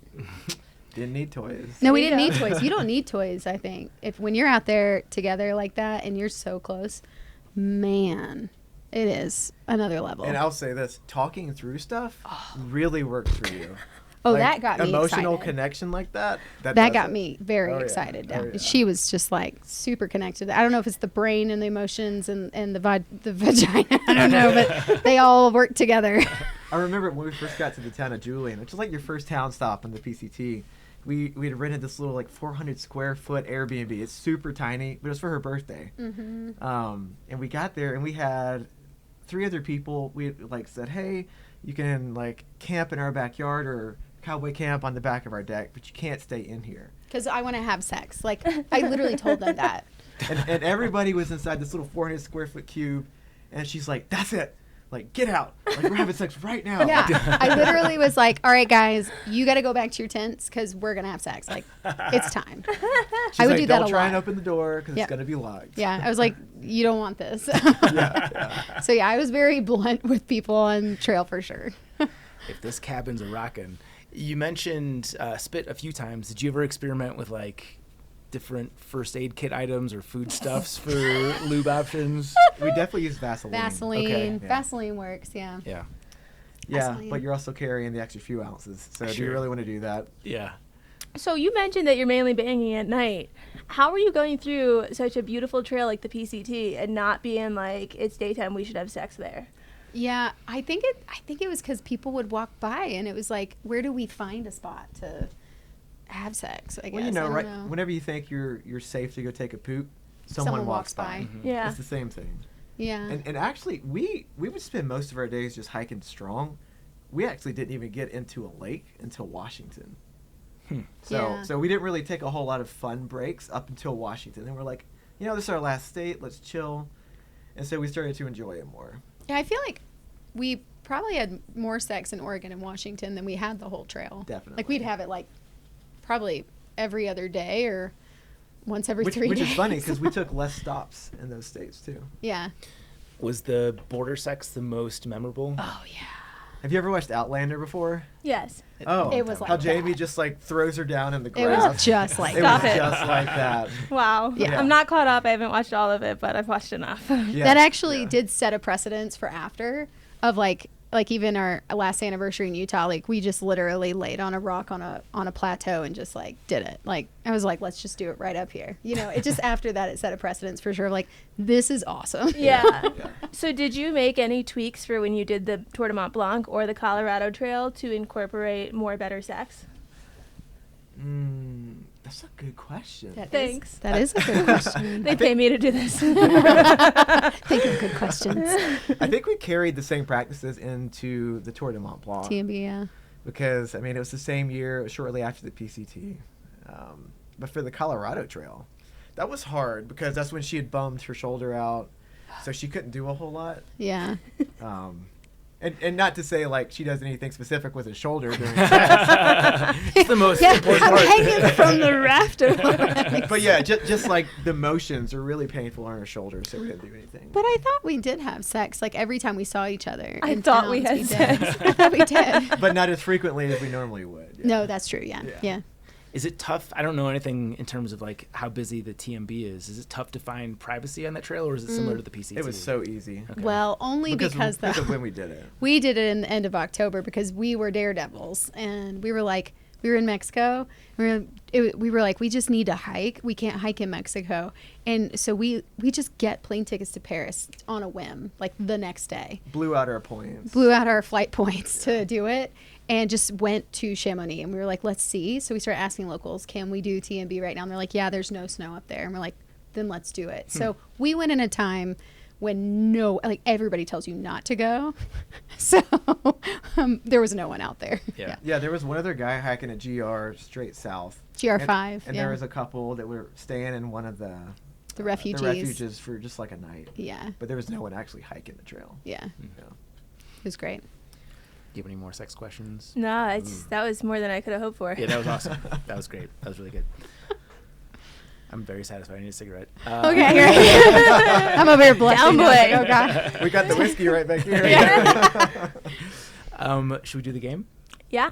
Will you introduce it? Because I think you know it better than I do. Sure. This is the game that they play at like bachelorettes or like those sorts of things where it's the raise the shoe game. Not bachelorettes, but like wedding showers. Raise the shoe game. Basically, we say who is more likely to do this or that, and then you raise either, what's Rachel say? Each person's holding one of their own shoes and one of the other person's. They raise a shoe to indicate the answer to the questions. So basically, you're raising if you think it is you versus if you think it's the other person. So are we raising our shoe? Did you want to do the Yeah. shoe version? I guess you need to. In order I guess to you do need to. I didn't really think this through. Yeah. I was going to do beers. But yeah, Yeah. I guess take off your shoes. Okay. Surprise. This is part of our This is the OnlyFans part where too. we undress you. I apologize if my feet My feet smell. have been I see where this out. podcast is going. We've got a shag rug, guys. Like after dark. Yeah. If we dim the big lights, Get some it mood looks lighting like we're in in the here. forest. Boom, boom, boom. So you Oh, give wait. her one of your shoes and you keep one of your shoes. 'Kay. So you're going to end up with one of each. Oh boy. And I'll hold this for you. Oh, thank Okay. you. You're welcome. Okay.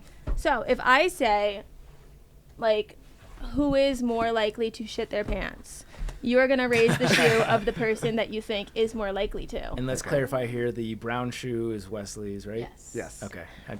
For this the is, listener, how are we going to translate this? This is We're going to be a encourage great. them to go to YouTube. This is going to be a great time to watch on YouTube. This is also going to be a great time to watch on YouTube. I can narrate. I think to spice it up, if you guys guess correctly, aka you both hold up the same shoe, Zach will have a drink. If you guys guess incorrectly, you I might both need have a another drink. Okay. I might He's need got the another beer beer. box. Yeah. All right. Actually, I need another beer too. Yeah. It doesn't have to be beer. You could have your water. We're not here to force you to Well, drink. I already have a but beer in my hand, so. It's okay. It's social drinking time. That's right. That's what I call it. Mm. Would you mind handing me one, babe? Or I guess we could share that one. Got you. Okay. Look at the communication skills there.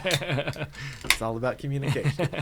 Okay. Zach, you got the list too, so we can go Yeah, every other. We'll trade off. And if you think of any off the top of your head. Okay. You ready? Okay. I'll start. Who is more likely to skip a shower? Oh, you can't look at each other. Yeah. How are we That's gonna why. do this? That's You where want the us to back. close our eyes? It's supposed to be back Okay. to back, so maybe swivel your chair towards me. How about just the eyes closed? That's Oh fair. yeah, close your eyes. Okay. Yeah, you guys can face the camera. Okay. Okay. Okay. 'Cause No I- peeking. Okay. No big But you No guys peeking. did instinctively both raise the same shoe. Okay. true. So Because Zach, that's yes. you. Well, but you've been taking more showers lately, so that's why I'm like, wait, Yeah. question. Okay, so they both said Wesley on that one. Yes. Okay. Who is more likely to propose intercourse on trail? Yep. Oh, All right, that's some drinking. Marie. I need to crack this beer so I'm not just throwing down. So they both said, Nailed it. They both said I don't Marie. know, though. I mean, I was like, that's a toss-up, but probably me. Probably you. I probably jumped in more like a spider monkey. Like a Sure. spider monkey. Did though. Okay. Who? Go ahead. Sorry. Close your eyes. Okay. Close. Who's more likely to either be a screamer or more vocal during sex? Oh, all right. That's I'm, Marie. I'm getting drunk right now. 100%. Yeah.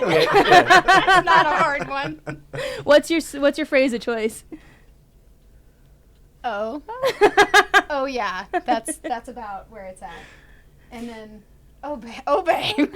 Okay. All right. Good. Zach? Who is more frugal? Yeah. Oh, yeah. All right. This is just That's me getting Wes? drunk. You guys know each Yeah. other very well. Yeah. Okay. Okay, give me a sec. Who is more likely to lose or misplace something? Ooh, quick. That was fast. That's Marie. Easy. 100% right I'm now. always like, where are my keys, babe? Do you know where my keys are? Okay, eyes closed. Who is pushing for kids harder right now? That's All right. Marie. Still batting 1,000. I'll drink gonna one push with you. for though. a dog though. We got Oh, a yeah, dog. get a dog. We did get a You dog did. last weekend. What kind? yeah. Last weekend? Husky Yeah. Malamute. She's Oh. so beautiful and sweet. We'll have to see Anyway. photos after this. Yeah. Who is more likely to propose hiking a trail? I don't know. That's a toss-up. Can we do two first? Nope. Nope. Don't open your eyes. Make your final call. Okay, I'm drinking again. Yep, that's Zach. They both said Wes. I thought two though. You almost You got did, off the you hook did. there, Zach. Yeah. Who's more likely to have a midday meltdown? That's Marie. I don't know if I'm ready for this. Dude, I'm sorry. This is a testament to you guys. Don't feel bad. Who gets more snacky? Ooh. Snacky. Can you define? Can you use it in a sentence? No. Okay. Ugh. Zach's drinking again. That's I was Wes. like, come on, babe. You snack all the time. I was thinking about your gummy worm fix, though. Oh, you're talking about on trail. Okay. Well, on trail I snacked a lot, but in real life you snack a lot. Yeah. Okay. Who is more spontaneous? Mm. Ooh, we drink. got one. Yes! They each nominated themselves. All right. To our first wrong one. I guess we both think we're more spontaneous. I guess so. Okay. Who is more excited to be here today? Oh, I don't. Ooh. That's a hard one. Can we say both? Nope. Nope. Oh no.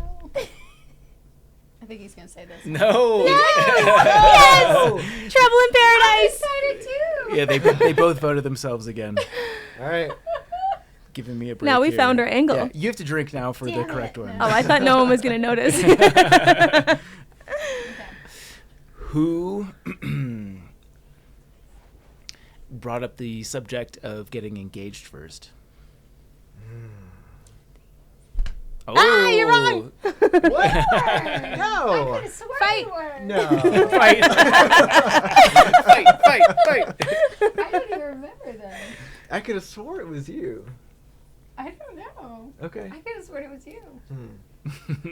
Because you brought it up, remember? when you Before we said move I on, love you? give your sides of the story here. Yeah. What do you remember? State your case. See, I don't even Cinnamon remember when we court. first had the conversation. I just remember you said, "I love you" when we were. Remember we were laying in bed, Uh-huh. and it was like, yeah.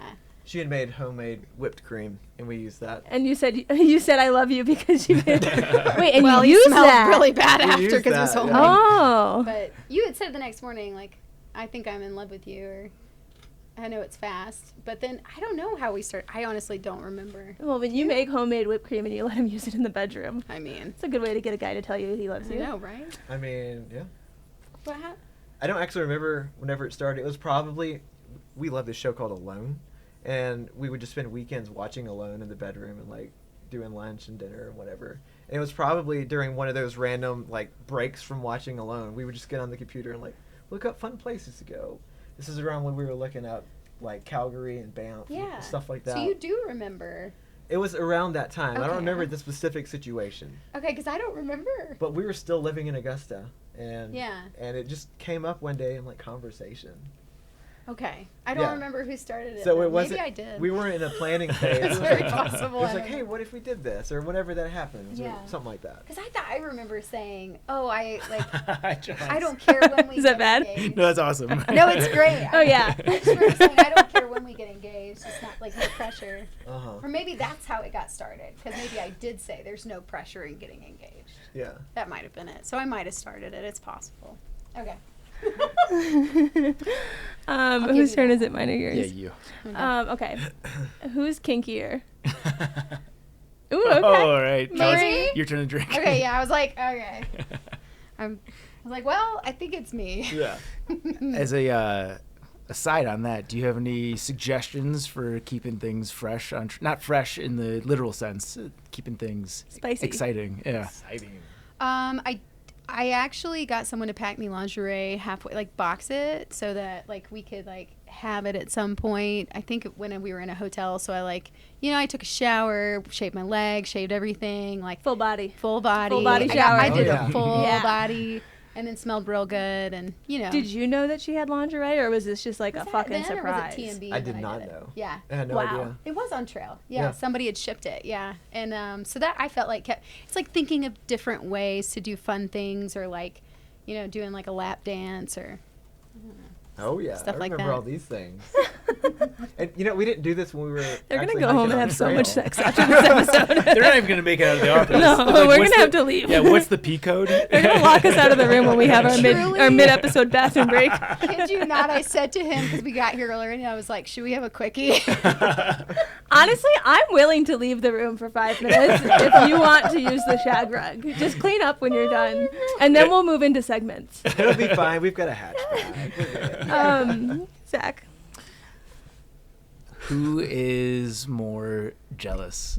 Yeah, you guys agree. Yeah, that's you guys It depends on the scenario, though, like specific. Elaborate. Well, like I think if he can get very protective with me, so if there's like a guy that's like, he didn't get jealous necessarily, but like he'd definitely be like, A guy walks up, he starts growling. yeah. Or like if someone treated me disrespectfully, like Wesley would be like, lose his mind. Yeah. Yeah, I don't think that's jealousy, I guess, but yeah. You get jealous as well. I We were in do. Idlewild, and we were all sitting outside grilling brats, and this girl comes up to me. Oh no, And- she was totally hitting on you though. And she But comes up to anyway. me, she starts talking. She She it hits was on also him. another redhead. So I guess we had that bonding, whatever. Yeah, yeah. And she starts talking to me, and Marie wasn't there. Are you okay with me being here? Oh, you're fine. I don't feel threatened. What about Yeah. Zach? No, I don't feel threatened. Well, Playing that's Wesley, footsie I don't know. underneath. You're outnumbered here. 3-1. But she was talking to me, and all of a sudden Marie came up, and the girl I like asked, put my arm around him or something. she put her arm around me, and the girl's like, "Oh, did y'all meet on trail? This is Idlewild." Did you guys meet on trail? This is literally a week and a half into the trail. I'm like, are you fucking kidding me, bitch? I will cut you. Like, And she's like, we're married. Thank you." It's like the duration. It's like the duration of when you started dating to get engaged, and you're like, "How dare you imply?" then we would be together right now. That's awesome. I love that. Yeah. Okay, this That's leads good. perfectly into Okay. our next one. Okay. Who gets more attention from the opposite sex? They both agreed. Yeah. Twist. He's a ginger. I mean, it's inevitable. Like, Is everybody it? loves a ginger, yes. That's not what it was like when I grew up. Really? No, you get made fun of. We used to get made fun of. for Yeah. Not as sure. an adult. Oh yeah, we were soulless. We were gonna burn. Oh, We yeah. South sat in Park really water. did a number on us. That was a tough year for gingers. He Yeah. gets it on all the time. I'm like, babe, that person just hit on you. He's like, no. I'm like, yeah. Does it make you mad that he doesn't notice? Yeah, I'm kind of like, come on, don't act so innocent. You know. What I thought was great is, so I got my name because of my legs. They're like really muscular but white, so Yeti legs. And Very I would have a lot of guys come up to me and be like, "Dude, no homo, but you got great legs." It happened to him all the time. And you'd he get would wear jealous? these short shorts. I just start laughing. 'Cause I'm like, of course, all these guys would come in and be like, dude, I keep checking out your legs on trail. You're like, what about my legs? Yeah. Like, Throw off your pants. what about me? Little cute me. Guys get 100% of their compliments from other guys. Oh, That's been my yeah. experience. Mm-hmm. I think it's my turn. Yep. Who had more say in the dog's name? What is that? That's not an No, option. yeah. I don't know. Neither one of us, because Well, neither one of us, I guess. we just yeah, kept the because- name it had. Well, no, Oh, but okay. we did decide to like keep her name. Okay, I'll drink for that one. I didn't What's think her of that. name? Loba. That's a good Loba. name. Loba. It means she wolf. Ooh. Yeah. She looks like she's got the wolf markings actually, and she's got brown eyes like a wolf. How big is she? She's pretty small. She's only 46 pounds, but she's like 9 months old. Okay. So Aw, cute. Yeah, this is her 5th home. 5th home. Wow. We adopted Yeah. her. Yeah. What has been the common critique, if there has been one? Because usually if a dog's gone through 4 homes previously, it's like, yeah, it ate my kid or something. Yeah. I guess the common critique is just She's a husky. she just has so much energy and so much love to give She's Yeah. a husky. that like, sometimes Yeah. she just is all up in your boundary. She's all up in your She doesn't have any space. personal space boundary at So all. yeah, no one taught her, and then also no one spayed her, and then she went into heat. Like the first guy passed her off like 2 or 3 months after because he's like, I can't handle a husky puppy. Hands it off to his bro, who's probably young 20s, and then she starts bleeding, and he has a male husky, and he's like, dude, I can't, or a male dog. He's like, I can't handle this. I'm not gonna pay for a neuter. So this other woman takes her, and she's like, they lied to me. They said she was spayed and that she was potty trained and all these things, and she's bleeding all over my house. And so the animal shelter took her and was like, let us spade her, let us microchip her, vaccinate her, and we will find her the right home. And so I think she's super sweet. She like doesn't jump on people anymore 5 days in. Doesn't jump on people. She sleeps through the whole night. She doesn't bark at all. You've had your dog for 5 days? 5 days. Yeah. Whoa, fresh off the boat. That's Should have awesome. brought her. Yeah. Oh, if Yeah. there was a Oh, puppy she would here. have hung out. Honestly, she would have hung out. We probably should have. But She doesn't have an ounce of aggression in her. not an ounce of aggression. Like, she just wants pets and love, and she sleeps. She lays down with us. Like, she really is a good dog. I think it's just that no one knew what to do with Sure. her. Yeah. Is she very vocal? No. No? That's that's one of the interesting things for a about husky. huskies is that I they know. talk a lot. Yeah. We even tried tried. today. We tried to like instigate We're like, it. She wouldn't do it. Yeah. Nothing, but anyway, yeah. Oh, I've got a sneeze coming on. Oh, oh, oh. Don't do it. Damn it! I thought it was going to come too. Well, that worries me a lot because, like, I see, obviously, Harper's an Australian Shepherd, and they're very energetic dogs. Yeah. But I've seen articles that are, like, top dog breeds that people are getting, and I see that Australian Shepherd is, like, for some reason after COVID, Australian Shepherds went up in popularity for dogs to get. And for me, I'm like, this is bad. Because I don't think people realize, like, how much energy they have and how, like, the puppy phase lasts a lot longer than the puppy lasts. Yeah. Yeah. And I think people get them because they're cute, and then they don't realize, like, this is much harder than a golden doodle, you know? 100%. Yeah. So, I mean, she was bred to pull sleds and to mush and to lead. And whenever she's on our leash, she legit is pulling us forward. She loves Yeah. it. and At she's 9 months. jumping. Yeah. it's the Yeah. turbo. Oh, It's yeah. great when you're on trail. It's like, who gets yeah. the turbo today? Yeah, it's amazing. I mean, Yeah. she sets our pace really fast. Yeah. Yeah. So yeah, we've been trying to work her even while we're working in the middle of our Monday through Friday schedule. We're getting at least 3 to 5 miles in with her, you know, and then we're able to take her. We want to take her backpacking and running, but that's what she needs. Yeah. And she needs people that can do that. You guys are the right person to have Yeah. a husky. Yeah. That's And, perfect. and she definitely hasn't been worked before because she can only do like a mile or 2 at a time. Oh, she's, yeah. She's, Yeah. she's done for hours. She's out of shape. We're like, oh, we got to get you in shape. I would Crack the also, whip. Yeah. I would recommend, this is what something I do with Harper that I think is great is apparently like a lot of nose work, like if they do like a sniffing problem solving, will tire them out just as much as a run will. So Harper knows a game called hide and seek, which is I'll take one of her toys that she's gutted and I'll put a couple of dog treats in it, like the little training treats, Yeah. and I'll make her sit and wait and stay, and then I'll go in the other room and I'll hide it somewhere. And she'll go out and she'll start sniffing to try to find it. And then, so that's working it. And then once she finally finds it, then she's got to work to get the treats out of That's like so the smart. decapitated body. By the end of it, she is so tired.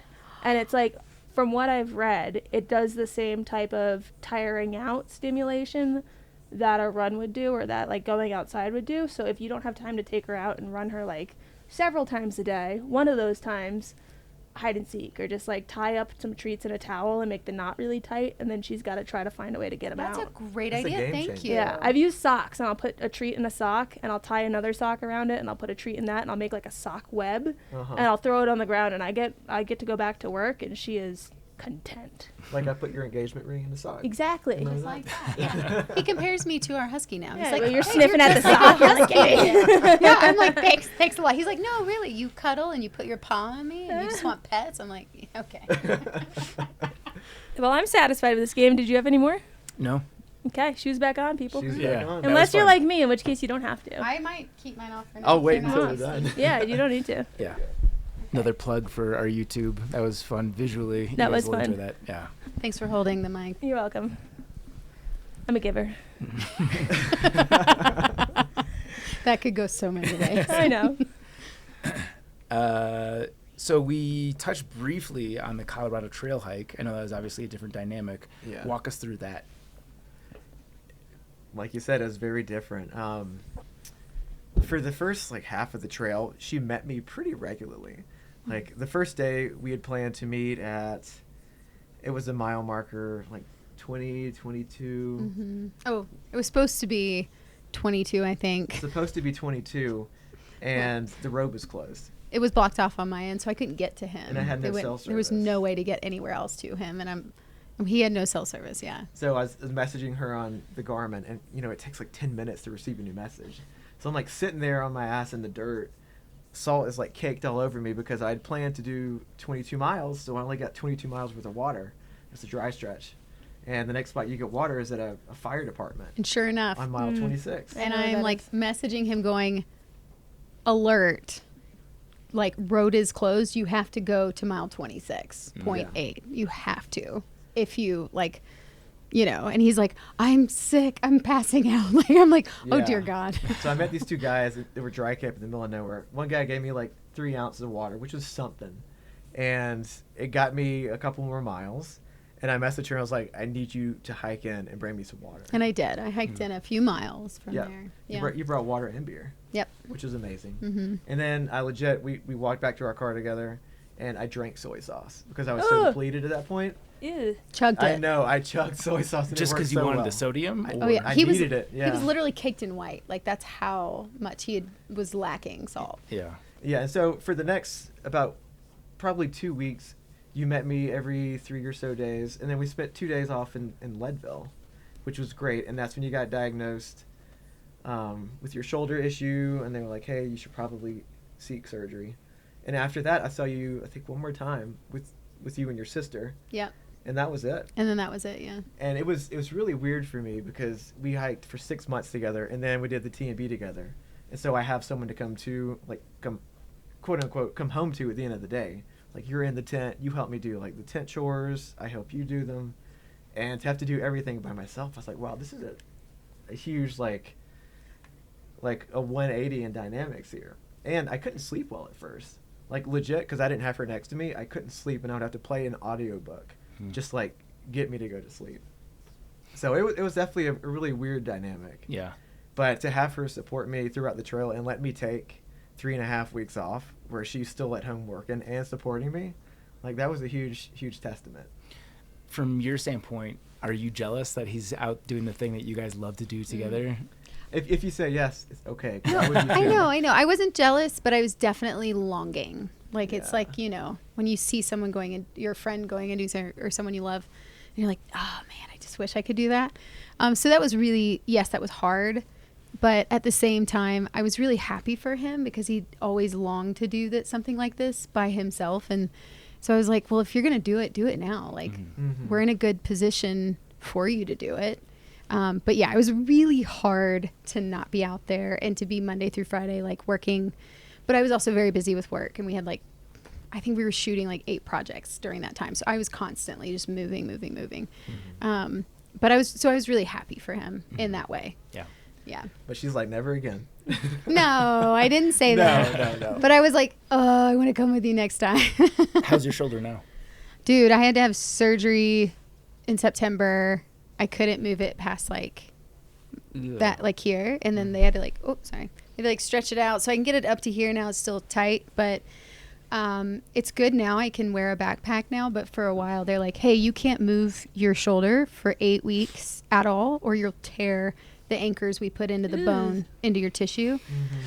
So for someone to tell me to stop doing physical activity drove me crazy. I'm sure. And, Yeah. So it's good now. Yeah. I can wear a backpack now. It's great. That's good. Yeah. We got her a lumbar pack that it just goes around your waist. It doesn't go above your mid back, and that was okay, but it wasn't doing it. It didn't work for me. I needed a backpack, and so I just switched it back.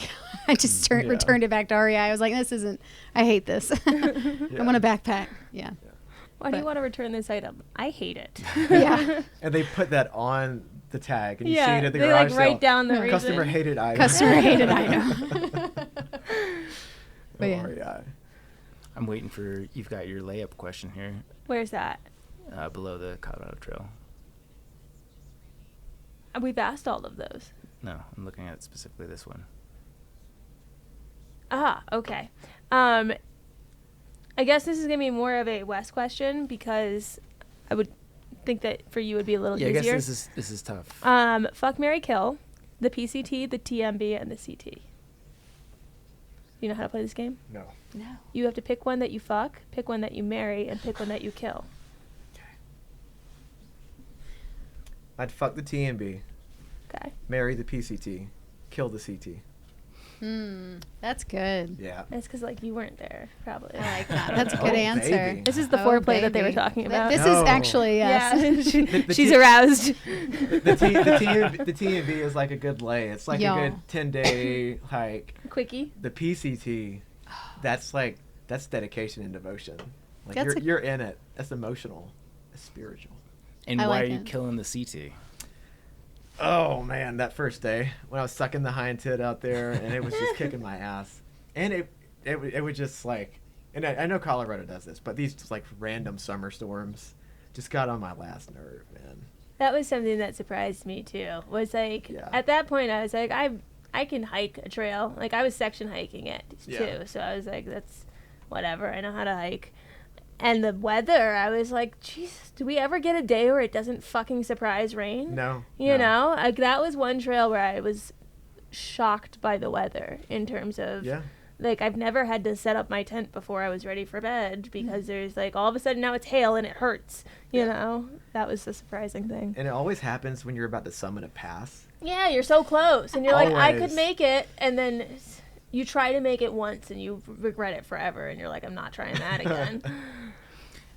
You guys have been living on the I-70 corridor for the last couple of years. Is that about right? Last 3 years. Yeah, I guess if you don't count the PCT, then 3. Yeah. Yeah. Are you willing to share one of your favorite hidden gems in terms of a day hike or like a trail run that you guys do? I think we should. Yeah. Yeah, Which I one mean, are you yeah, I'm thinking just of? trying to think of the one I would share. I really think, honestly, the Bierstadt, like the Guanella Pass area, Square Top, actually, have y'all ever done Square Top? Mm-mm. So it's right across from Mount Bierstadt, and it's not as done, but it's almost a 14,000 foot mountain, and it's fucking beautiful. It's a and hell of a lot steeper than Bierstadt. hell of a lot steeper, but you've got this amazing climb to lakes, and then you keep going, and then you're just straight the fuck up, and then you can see over the other side, and you can see Mount Flora, you can see the whole CDT range. Like, it's just really beautiful, and it's the hidden gem to me. Have you guys had sex up there? No. No, because it was storming when we were up there. It was like lightning, so we had to like turn around and run down. Yeah. I think another one that we really love, it's not off the I-70 corridor, but it's in Crested Butte. It's a great name, the O Be Joyful Trail. Yeah, I've done that Oh, before. it's so good. Yeah, Amazing. it's really cool. Yeah.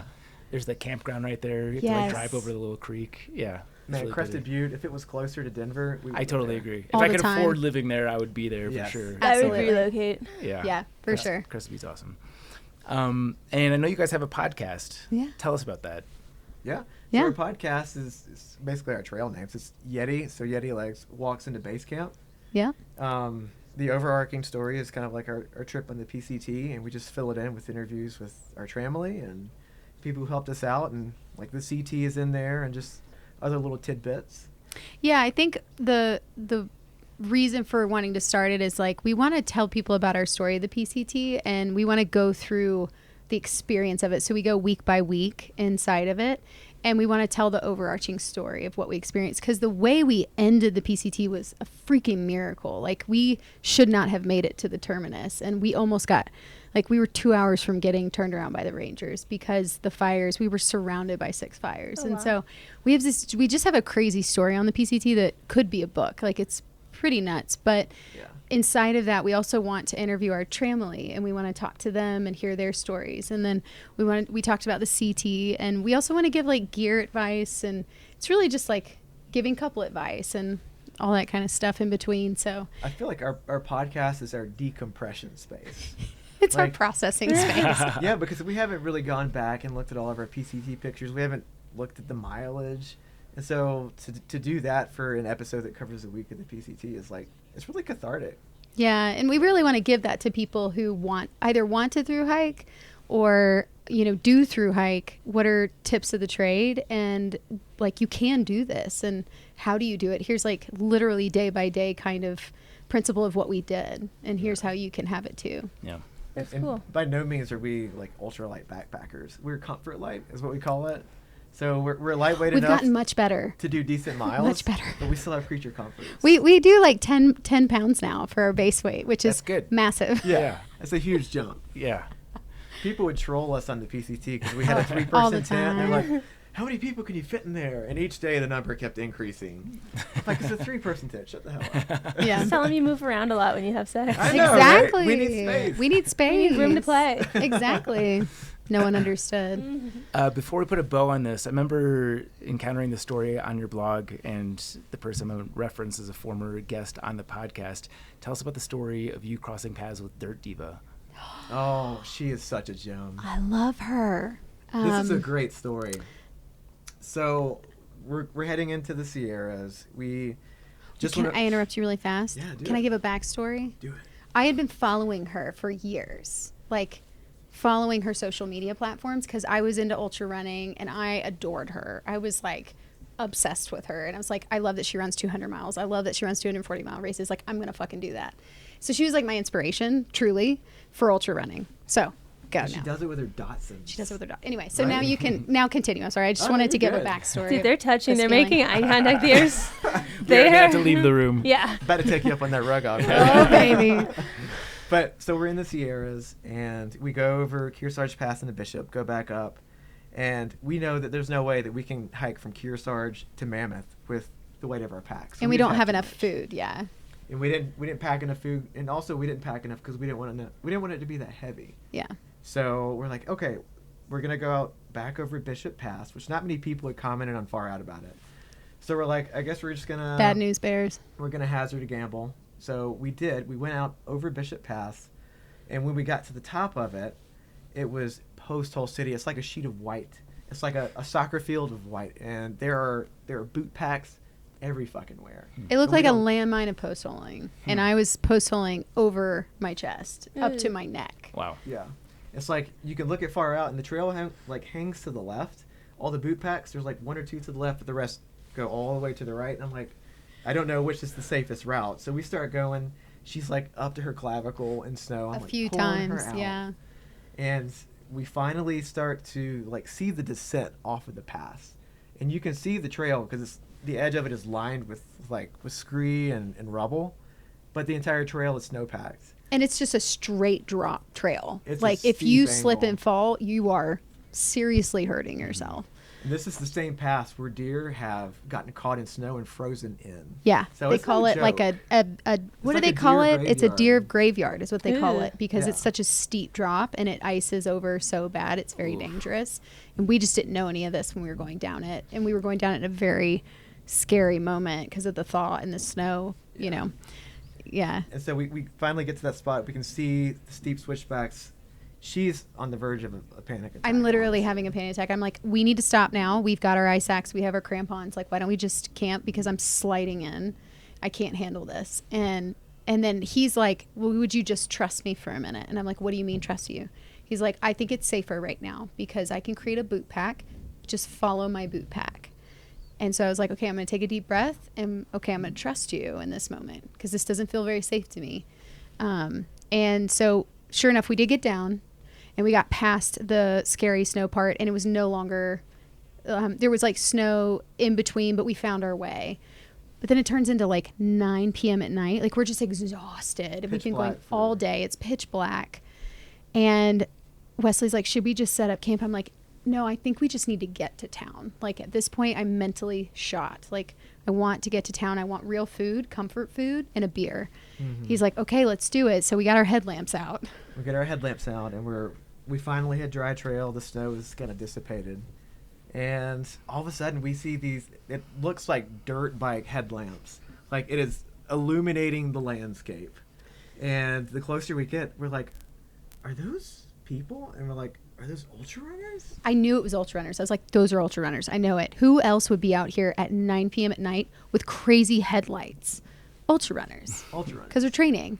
And sure enough, we get closer, and they're like, "Hey," and they're like, "Are you hiking the PCT?" And we said, "Yeah." And then we get. I see her. You can see her. I recognize her. You can and see I'm all like, the colors. I flip out, and I'm like, "Are you Dirt Diva?" And she's like, "Yes." And I'm like, "Oh my God." And I just start crying. I'm like, "Oh, you don't understand. You're like an inspiration to me. And I'm so, and I'm just like losing it. And she's just like, "Oh my God, it's so nice to meet you." And I'm like, "You're so nice." And then we're like, "Well," she's like, "So where are you guys, camping tonight?" And we're like, "Well, we're trying to get into town." She was like, "Listen, why don't, if you're still down there when we're done, we'll take you into town." I'm like, "You have no idea what this means to me. This feels like a sign. Like, we're doing okay." We're like, "When will you be done?" And she's like, "Probably 1 or 2 a.m. Because we're going to go to the top and run down. And I'm like, "Okay, you're such a badass." She's like, "Hang out in the pit privy. We'll be there in a little bit." Hang out in the privy. That's the most hiker trash thing. That's amazing. Yeah. But we actually did find a rock climber that took us in. But then we reconnected with her, and she hung out with us. And I was just asking her all these questions. I'm like, Tell me more about your 240-mile trails. And she's like, "Girl, you could do them right now. You're doing the PCT. Like, you can do it." And I'm like, "Oh, really? I can do it." Look, Dirt Diva is so cool. She was at the gear exchange giving out gear. Yeah. She gave Basecamp a few pieces. Yeah, she gave me some stuff She's for the so trails. awesome. Yeah, she's Wow. such a badass. Yeah. That's awesome. Yes. And then she gave us a hitch back to the Bishop Pass Trailhead. Yeah, and we've stayed in touch ever since. Wow. Very Yeah. cool. Yeah. I'm looking at our Tyvek behind them while we're talking. Is she on the Tyvek? No, that was remote. That was One of the remote. few remote interviews we did. Mm. Well, thank you That's for great. sharing That's very that. wholesome. Yeah, she seems amazing. Like you guys, very open. She's an open book. Like Yeah. they didn't get a sense that she was holding anything back. So I'm glad that you guys connected. It sounded like that was meant to be. Yeah. This has been a ton of fun. Honestly, it exceeded our expectations. We had high expectations, and it exceeded it. In addition to your guys' podcast, let people know where they should go to keep up with you. Yeah, really just our podcast. And we have a link tree, but we kind of identify best with our Instagram. Mm-hmm. It's just our name. Let me rephrase that. We have so many names. We have a lot of names. It was our original name. It's the Ginger _and_the Joy. I'm a redhead. Her middle name is Joy, and she's very joyful. So that's our Instagram, and our podcast is Yeti Walks into Basecamp. Yeah, and Wesley has been doing a lot of blogging, and he's crushing it, I feel like, in life. I'm And trying to. Yeah. I gotta get caught up on y'all's blogs. I'm so far behind. Hey, I was giving you props before we hit record that you're one of the few people that use the mileage feature, so you guys will always be in my Hall of Fame. So thank you. Dude, it looks so Yeah. good on Yeah. those blogs. It's Thanks. great. Yeah. Well, guys, like I said, this has been a ton of fun. Thank you for being so open. Like, we don't get people talking that in depth about their sex lives on trail, and you guys went there. So thank you for sharing that. I know that'll be a huge resource to people. But Yeah, of course. just in general, you guys are awesome. Thank you for doing yeah, this. Yeah, and thanks- thank you. Thanks for the beer. Yeah. Yeah, Always. thanks. Always. Thanks for having us, you guys. It's really been a lot of fun. Yeah. Yeah. Cool. To the Trek propaganda portion of today's show, the one that I want to feature is by our guy, former guest Alex GPS Brown. This is the ultimate guide to thru-hiking electronics. Alex is amazing at coming up with very unique pitches, and this one is that, and it delivers a ton of value. This one breaks down all of the major electronic categories, including phones, personal locator beacons, handheld GPSs, headlamps, smartwatches, headphones, cameras, and he also goes into great depth about power banks, which I know is something that a lot of people are curious about. He breaks down the difference between amps, volts, and watts. He gives his specific power bank recommendations and how to choose the appropriate size for your backpacking trip. So this is another GPS masterpiece, and I highly encourage you guys to check it out. As always, link in the show notes. Okay, question of the day. This will be a fun Valentine's Day one. This one, unfortunately, did not take me very long to get an answer to. Maybe I'm thinking more of the Triple Crown, but this one's fun too.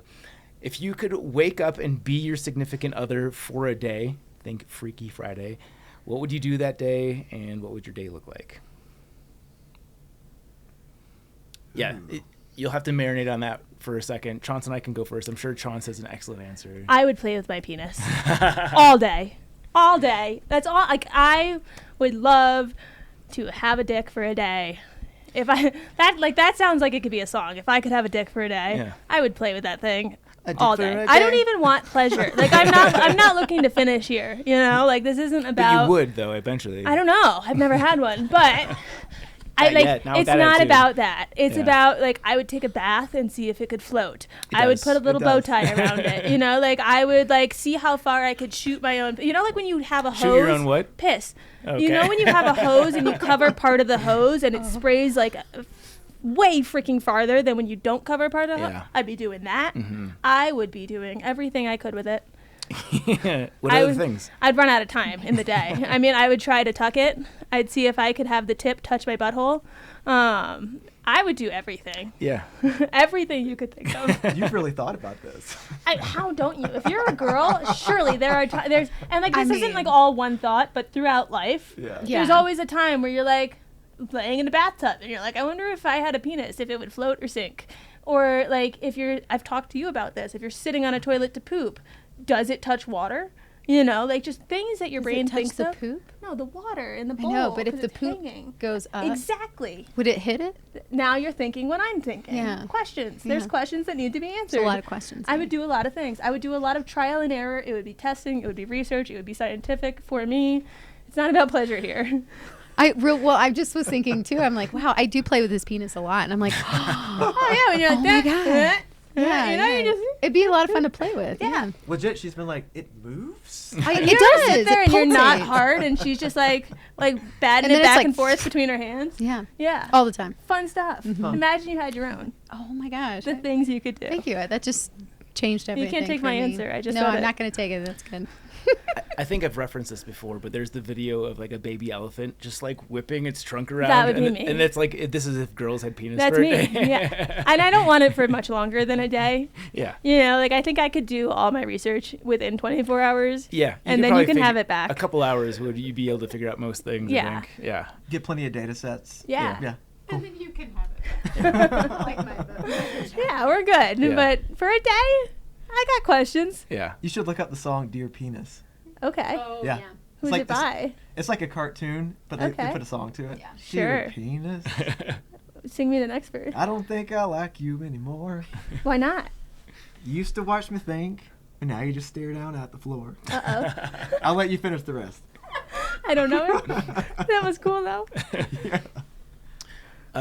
Actually had part of my answer is very similar, but boobs instead of vagina. The vagina seems like a black box that I don't know if I'm interested to really enter into that realm. It seems complicated. You don't want to open Pandora's lips. Based on things that you said before we even started recording this podcast is Like what? That I've been a raging bitch this week? Yeah. Because of the vagina. Because of the vagina. That damn vagina. Yeah, it just seems like a lot. She's less fun. She's hard to shave. Yeah, but boobs seem awesome. Like just a big, soft, cushy boob. Like I love my wife's They're boobs. mostly sore. Yeah, well, they'd be very sore with me playing with them all day Yeah, for sure. I think you think there's more to do with them than there is. You could push them together.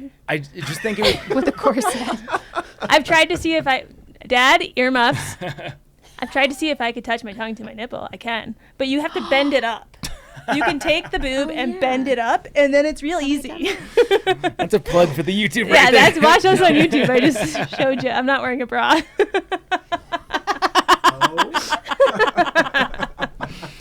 We're But getting real. Yeah. I love it. But the less naughty answer is my wife is very attractive. She's a beautiful woman. She looks like Jennifer Aniston. Yeah, well, that's part of the answer too. Is I would definitely go around because I've seen her get asked the question at least 1,000 times. People don't say that you look like Jennifer Aniston. They legitimately ask her if she is Jennifer Aniston. Wow. Yeah, and that happens a lot. Like we went to an airport one time, and the person that was working TSA, like the security check person, was flipping out because they were convinced that. Didn't was that Jennifer. happen on your honeymoon too, and you guys went along with it? When you guys went to Africa? Maybe. You told a story about this once. It happens all the time, where people think that she's Jennifer Aniston. So you would walk around pretending to be Jennifer Aniston? I would say yes to those Yeah. things. I mean, she should. She did on our most recent trip, and Good the for person her. freaked out. Yeah. Oh, that is great. Did she get a picture and everything? Like sign I an wasn't. autograph? I wasn't there for that part of it. It was a friend's trip, so I was away. But yeah, she just was like tired of like confronting the question, so she said yes. I don't think that actually poured water on the flames at all, but yeah. But mostly, I'm just curious what it's like to be a hot chick in society. Like, Oh, put on a mini skirt and fly to New York City and just walk. Just And go wear for a some walk. heels. Yeah, go for a hot girl walk. You will get a feel for it fast. yeah, I imagine that it would get old quickly, but I would like to know because when I walk down the street, people don't look at me. They don't like, catcall? no one cares. No one gives a fuck about me. Yeah, but if I was my wife, I have a feeling people would care. And I'd also make it a game to see how much free stuff I could get throughout the day. Yeah, if you're going with the Jennifer Aniston thing, you could get free stuff. 100%. Tons of free stuff. And I also think like you would have a fun time getting catcalled. I don't know like if that's a pro or a con to you. Because I'm still working with my brain where I know Yeah. I'm not You'd be in on the joke. danger. Like I could defend myself. So I think it'd be funny to me. Why but- can't Jenna defend herself? Uh-oh. I think the statistics bear out that it's like not always the safest thing to be a female in a situation. But You're yeah. in her body. Yeah, no, I know. That's why I'd be packing heat for sure. Oh, okay. You didn't mean with your There hands. it is. I'm a little surprised. So I don't know if I can say this. You can cut it out, but I'm a little surprised you didn't say the clit because Ooh. That's you like- find it? did you know there's like 80 something nerves in the clit, I believe it. and so that's like a pleasure. You're giving Pulse every you're giving day. Wes some really good It's the answer magical. points It's the here. magical bean. I'm still stuck on the fact that if Zach was Jenna for a day, he would commit murder. Did anyone else miss? Like, did you guys miss He was that? packing heat. That's what I'm he like, said. okay, so if you were Jenna for a day, you would kill someone and then go back to being you, and Jenna would get arrested. Yeah. Is that a bad thing? to Would you say? play with your clit? Now that you bring it up, how do I say no to that? That seems like I wonder how different it is from the sensations of male genitalia. I think it's very different. I feel like you'd be a much better lover after a day as Oh yeah, of course, someone Yes. with a definitely, Yeah. 100%. Because you can keep going, but I cannot. Yeah. Right? Yeah. I mean, a I mean, guy, you might get overstimulated at some point in the next 20 minutes if you keep going, but yeah. but a guy's like one and done for a certain amount of time. Yeah, And you can and- just keep like, oh, Yeah. like on it. Yeah. Huh. So what would you guys do? Oh, I have 4 things. Oh, I already thought That of was a list. quick, yeah. great. Okay. So I grew up watching Baywatch. So I've always wanted to know what it would feel like to run as a woman with boobs bouncing. Yeah. Oh, okay. Like, would it really hurt? Or is it just uncomfortable? What is that experience like? I've always wanted to Or know do you that. know that you're just very sexy? Like this is the sexiest thing. Like, They're like a half second behind, so you got to think you're making the move, and then they hit, and then you make the move, and then they hit. You know, it's like this goes back to they're kind of always just sore. It's like a computer lag. Yeah, Okay. There's a delay. Okay. boobs are a I'm computer sorry. lag. It's a Okay. female computer lag. The other thing I would do is I would see if I could put out a fire by pissing on it. Because I know it's like a mad spray, unless you use a funnel. So Yeah. I would really want Yeah, to try for and me do it that. is. I feel like I don't put out fires by peeing on them because I don't have a penis. Because if you have a penis, you can aim and spray. That's It's a your fire hose. Yeah. Right. If But- you but a female have can't. us, you're standing over it, and all that hot steam's coming right back up at you. That's dangerous. Small fire, like a candle. So on Thank the you. PCT, these sweet people let us camp with them, and they had 2 little girls, and these 2 little girls 8, loved 10-year-olds. to pee out fires, and they were doing it. And they were Really? like standing like this. Yeah. But I was like, I don't know how they're doing that because I have to squat. Like, this Well, is, I've tried peeing in a urinal before, Yeah. and I peed down my leg. But you can aim if you take it and you're, you know, you can aim to an extent. but it's still you still got the driplets and the Yeah, droplets. it's not so, clean. yeah. Okay, what's number 3? Yeah. So I would really like to see how it would feel to pee through a funnel. Yeah, you want me to pee through a funnel so bad. I I swear. have one. Do you want one? It's right up there. I feel like you could just do it. Don't we have that one that we put on the top of the shelf? Yeah, that would be a Patreon thing if that's what you're suggesting. That she pees through? No, Wait, I was is just that gonna it give right to her. there? Oh, okay. The whore? No, that's The unicorn? whiskey. That's a horse. Part of Is that. it the unicorn? So that is a horse. I don't know. No, it's on one of the shelves. Oh, okay. That's amazing. Okay, and what's number 4? So my number 4 is I would walk out, and my sexiest outfit is you, and see just how many guys stared at me, just so I know how Yeah. many guys are like checking you out, so I know who to be wary of. Whoa. See, he is jealous. He Yeah. Yeah, won't you'd tell be you. incognito. You'd Yeah. be spying He's on sneaky. people And they, closest and they to would you. never know it. Would never know. So those are my 4. Yeah. Which dress is or what outfit are you thinking of? Ooh. Ooh, you've got this red dress, and it cuts off like just above the knees. The one I wore to the wedding? Yes. It's like a Yeah, low for sure. cut. She's gonna go home and put it on. Absolutely. 100%. I need to put that one on. It's been a while. Yeah. Curl my hair, put on makeup. I never put on makeup anymore. So go to Whole Foods and get my cashews, like flexing my calves up from the little container. Okay, that's what you would do. I love it. I'd put on a short dress and go to Whole Foods. See how many guys check me out at Whole Foods. Yeah, I love that. Place to get men. Because I go to Whole Foods so much. In Frisco, yeah. In Frisco. Those are mine. That's Those are mine. great. Yeah. I've been listening to everybody. I really am not even like, I'm just going to go top of the head. But I like the penis idea, though. So I'm not going to technically steal it, but I do like it. Because that's a good one. I know. I think also being a ginger, I'd love to know what it's like to be a ginger for a day. And also your Viking hair. So you can't tell, but he's got like very long hair. It's probably, where is it now? It's past your right here. shoulders. Yeah. And he has it shaved on the sides. Mm. So he's got this like Viking look going on, and I braided it today. We should take a picture before you leave where I put my head over your head and I give you my hair. See. And we see how realistic we can make it look. Oh my do gosh, that. that's so Yeah. true. Yep. So it'd be cool to be a ginger for a day. I'd like to feel that out, see how many people just stare at me because I'm a ginger, or feel like they can approach me because I'm a ginger. And I also would like to be in your mind because you've got a crazy scientific mind. Like, I don't know if you guys know, he's very scientific and very like knows a lot about nature, climate change, environmental stuff. And I always ask him a lot of questions. So I think I'd love to know like how your mind works and how it forms thoughts and stuff, because it's very fascinating to me. I think you'd be surprised at how little goes on up here. Do you think your thoughts and his thoughts would be in the same mind? Like, do you think you'd be in his Oh, body God. and your mind's over here and his is over here and you're like sussing out what his is doing? Isn't that like split personality? Well, how else would you be able to accomplish this? Yeah, you're right. Maybe it would be split personality But wait, then. don't you switch But bodies? if you switch bodies, wouldn't I just have his mind? So that would I mean don't- somebody has no, to die. No. I would think Freaky Friday, where you switch bodies but you keep your mind. right, so you've right, got you're your mind in right. his body. Damn it. Okay, so maybe that wouldn't work then. Fine. I mean, I'll give it to Ooh, you. You I can't jump know. into my I know what I thoughts. would do. I would go run up a Oh. mountain with his body. Ooh. Because he's got this stellar, just like lung, leg body. So I would definitely go and like do some running and climbing. Take I'd just advantage of the jump around. VO2 max. Yeah. Hell yes. I'll say this. I don't know if y'all know this about base camp, but she has asthma. I do too. Look, I was just huffing on You this in the do? bathroom. Yeah, where is it? Dude, I don't have my. Don't I leave need home I need without a it. new one. I need a new one. Yeah. I hate it, but well, it is what it is. Yep. Yeah. Badasses. Yeah. So I would probably run Yeah. and jump. Nice. I feel like it's hard for me to say this because Garrett is also not the tallest, but and I'm not saying I want to, but if I was doing this exercise with someone who was very tall, I feel like part of what I would want to do for the day is just like see what it's like to be up that high.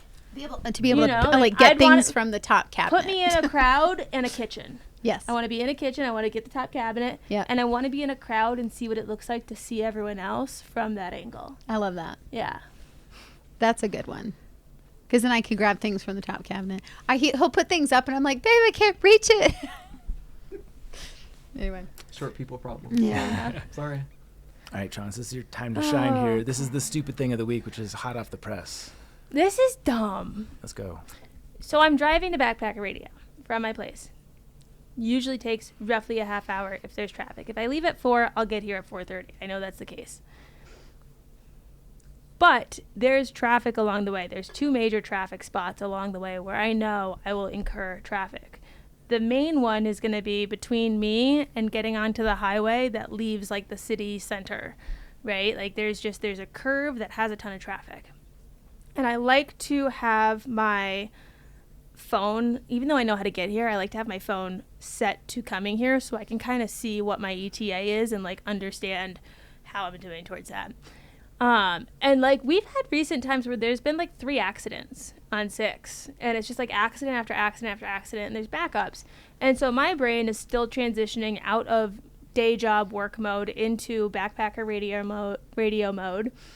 And I'm opening up my phone. I'm just doing things quick. I'm not thinking. I'm pushing the button to direct me, and I'm going, and I'm getting towards where this curve towards 6 is, and it's going to start being backed up, and it tells me to turn left. And I'm like, oh. And I see the time, and I'm like, well, I'll get there quicker than I thought. So, yeah, there must be traffic. And so I turn left, and it has me turn again, and I'm like, in my mind, I'm like, there is an accident. And it doesn't fucking click in my brain until I am close to my own house that I clicked the home button and not the work button. The work button is preset to Backpacker Radio. The home button's set to home. I directed myself back home. So remember how I was like, I'm going to be here around 4. Yeah. And I was like, when I get here at 4:30, ask me why. I went back home. Oh. I thought I was avoiding traffic. No, I went back home. And so the whole time I'm driving here, I'm like, there's no one in the world dumber than me. I am the dumbest person. Like, do you get stupider than this? Like, I just drove myself home thinking I was avoiding traffic to get somewhere that is in nowhere near the same direction. When you were going due east, were there any like alarm bells going off? This is a big accident. Yeah. There's a lot of stoplights due west. Yeah, Gotta no. go around. Because my brain goes black when I'm transitioning between day job and night job, because I'm just like, there's just a lot of overwhelm and rush in that like period where I don't think hard or much. And this was one of those instances where just things weren't snapping, and what are the synapse? They weren't snapping. And yeah, so I got here at 4:30 and I felt dumb the whole way. There was no traffic. Hey. It was actually a very light traffic day. You were on time. Yeah. So. Did you ever have that gut check and your gut's like telling you turn back? No. Never. Did you take advantage of getting home? You're I like, thought, at least I can thank get my God I water. plugged this into my Google Maps, because otherwise I would have missed the shortcut. Look how early I'm getting there. Yeah. My math didn't even math in terms of it's not physically possible to get there that early. That is too early. Didn't connect. Yeah, that's good. So, That is pretty stupid. yeah. Thank you. I am an idiot. It's a good dumb blonde moment. Yes. Okay, we have another perfect Valentine's Day segment here. Are you guys familiar with our Triple Crown segment? So we do a draft of our top 3 things of a category. So, for instance, we've done the Triple Crown of like our favorite meals, right? You draft your 3 favorite meals. And keeping in the Valentine's Day theme, this is the Triple Crown of petty fights you have with your partner. Because you guys just got this now. You haven't had a chance to prep. I think it's probably the right thing for us to start with this. Yeah, you go first, Zach. Okay. That was supposed to be subtle. It wasn't. I said beer, please. Oh. I was trying to not interrupt the You could've conversation. just said beer, please. I didn't want to interrupt you. Okay. I know I've mentioned this on the podcast in the past because this is definitely a pet peeve of mine, but we do a disgusting amount of our shopping on Amazon, so we just have boxes all the time, and somewhere along the way it just became assumed that I was like the designated box breaker downer. And it's gotten even worse in recent months because not only does the box just get thrown into the garage where it just becomes Zach's problem, at least once upon a time, like the box would get hollowed out and it would just be an empty box for me to then break down. Now there's always like still the plastic bits and like random pieces of trash in there. It's like when it comes time to actually deal with the boxes, because we have to go take it to a recycling center, I'm like so pissed off because I'm running behind schedule, and then I'm like sorting pieces inside the box. I'm taking out my key to break down the box further. It takes me like 30 minutes to deal with the boxes, and I don't ever like confront it because we break down responsibilities differently, but she keeps layering up my responsibility with the box breaking down thing, and it's a point of frustration. 2 thoughts on this. Yeah. First, she carried your twins and Leo. Yeah. Right? Her box has been busy. Second, have you ever... wasn't where I was going. I was just trying to put into perspective the things she does for you. Have you ever considered, like, this should just be your job? Because I also, like, I think that is a great job for Garrett. The thing is, it wasn't even that bad when I was just breaking down the boxes, but the amount of time that gets added in because now I'm sorting the trash in the process of breaking down the boxes, like it would take very little effort for her to just take the plastic bits that are inside the box and throw them into our recycling, which is on the way to the garage, which is where she throws the box. But instead, she's just like, Zach's problem. I'm with her on this. Box fairy, take care of this. We've never had this conversation, but the trash is Garrett's problem. Yeah, and when it gets full, I'm like, did you notice the trash is full? You should talk to him, see how he feels about it. No, because I don't want to have that conversation. Okay, good. I like where we're at right Yeah, now because well, I don't do the trash. It would turn into a petty fight. Yeah, probably. But that's his bridge to bring up. Yeah. Should he want to cross it? No, he'll just drink. Cool. Mine is this goes back to what you were saying about him not listening to you. I have a real problem with that. Where it gets petty is I mumble a lot. So I'll say things like super quiet and mumbly, and he won't hear me. And I'll repeat them like a little angrier, but also equally as quiet as mumbly, and he won't hear me. And then I'm like, I guess I gotta talk louder. And I'll just say something really fucking loud, and for him, it's out of nowhere. He's sitting there enjoying his day, and out of nowhere, I'm just like saying something aggressively loud that is like mundane. And he like doesn't understand why I'm sitting here like fuming. And I'm like, you never freaking listen to a word I say. You never listen to me. And he's like, you don't speak in a voice that's hearable. Like, you sit there and you mutter something to yourself, and I think you're talking to the dog, and then you're just mad. And it's like so fucking true. That Marie, when you brought that up earlier about the listening thing, it brought me back, because oftentimes Jenna will be talking to me, and then she'll be like, okay, what did I just say? I do that, yeah. Quiz time, pop quiz. Yeah. What did I say? And I get it right about 80% of the time, and then sometimes I'm just like guessing. She's like, that's not even remotely close. And it's the best part is when you're like saying, okay, what did I just say? And I see his eyes go, oh shit. I know. I'm not ready for this pop quiz. What you're saying is you just guess an answer, and I'm like, do you think you could fool me? Are you trying to guess right? So I'm like, oh, you were listening. I can see your brain thinking. I know you're thinking of something right now. Like, just fess up. Just say, no, I wasn't listening. Because what happens is sometimes I guess and I get it right, because I listen to her sometimes when I'm distracted the way you listen to music, where like you don't really know what the music lyric is, but you get like the general sound. General information is there in the cloud. Yeah. Yes. Yeah. For me, it's like just admit you weren't listening. Yeah. Okay, I've got to wait for the snake to come back. But I'm gonna write my next note. Snake. We do a snake draft, so it's gonna go that way and then come back. Oh, okay. Oh man, I'm like listening to everybody, so I'm like trying to remember. You go. I'll think because you'll probably spark something in my head. So this one annoys the piss out of me. Oh. So we always get ready for bed at the same exact time. We brush our teeth, wash our face, whatever, use the bathroom for the last time. After, I usually let her go first because the sink is small, not a lot of space, whatever. By the time I get to actually do my teeth and wash my face, the sink is flooded. Like the sink countertop, flooded. I'm like, you didn't even have the water on long enough to get this much water on the counter. How You're did the you possibly Neutrogena freaking commercial? do that? So probably that. And then you'll put the toothpaste. We have like a little toothbrush holder. With Okay, so this is how snake draft works. You get two.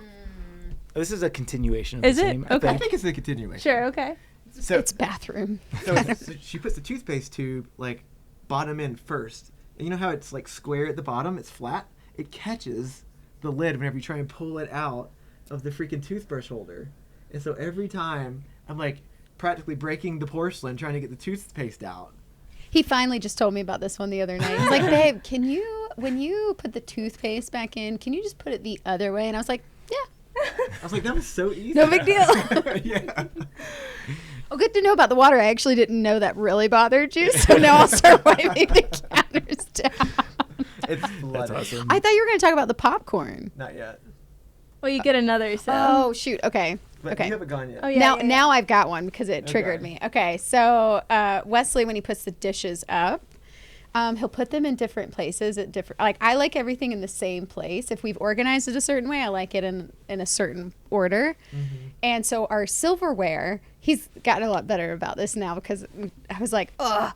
But he would put the forks all like just like the big forks and the little forks would be all mixed together. The big spoons, little spoons, all mixed together. And I'm like, big spoons can go in one place, little spoons are here, big forks here, and then like the bowls would be like down underneath somewhere, but they would never be in the same place, so I couldn't find something, or then it would be in the top cabinet, and then I'm like, I just need this right now.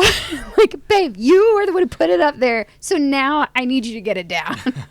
So yeah, that's probably my petty one is the dishes continually move. That you took one of mine, so that's perfect. My other one is the popcorn. Are we snaking? Is that what's? Or? It's a free for all. Okay. Right now. Yeah. Okay. We just all get 3. Yeah. So she was really addicted to pirate booty for a while. Yeah. But kind of too many calories, so she wanted to find a lighter snack. Gained a little weight when I was surgery and all that, Sure. so I was like, all right, I Yeah. gotta cut something. So we found Skinny Pop. Yeah, at I did Costco. popcorn. Skinny Pop's great. So this one day, she always eats popcorn loud, but this one day in particular, I'm sitting on the sofa, like really deep into work. I'm writing something like a paper, and she comes and sits down next to me and starts eating popcorn. And I'm like, I don't want to be rude, but I can't concentrate because she's eating so fucking loud. And so True story. And so I go into the living room. He goes, no, what? You looked at me and you're like, babe, this is like very distracting for me. So I'm going to go into the living room and I'm going to like do my homework there. And I'm like, oh, okay. And so I went to the next room and I shut the door between the two, and I get my phone and I record her. I'm like, I can still hear her eating popcorn. It sounds like a dragon crunching on bones. And he actually played it for like. me. He played it for me, and it's like it's this loud ass. I was like, I start dying laughing. Is this easily accessible on your phone? Yeah. Yeah. Yeah, please. Yeah. It's so loud.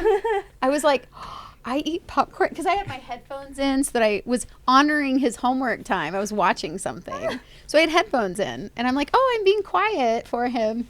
And apparently I was eating popcorn like, I don't even know. It's so loud. I like the dragon crunching bones analogy. Yeah, that's a great fun. analogy. It was rough. It was loud. Do you have? Well, actually, we'll wait for him to. Give him a second. Yeah. You Do you can want us? yours. Do you want us to go while we wait? I was going to say, because I do Okay. have another one too. Was that your first or your second? This was my first. Go for your second. The other one is he, again, it's not dishes, but he normally organizes everything in our house, especially our hiking gear, and he will start moving everything to the point where I can't find it, and he never tells me where it is. And I'm like, babe, where are my gaiters? And he's like, I don't know. You had them last. I'm like, no, I didn't. Like, I know that you put them up. And he'll be like, no. And then sure enough, I'll be like, babe, I didn't put them here. And he's like, oh, sorry. Yeah, I did. So yeah, that's my petty fight. I've got the video. Yeah, let's hear it. Yeah. Oh, Hold it up to the no. microphone. Oh no. Okay. Is it all the way up?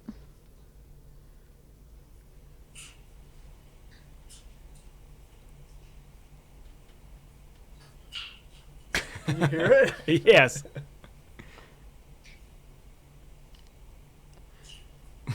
Wait, show us so we can see how far away she is. I'm in another room.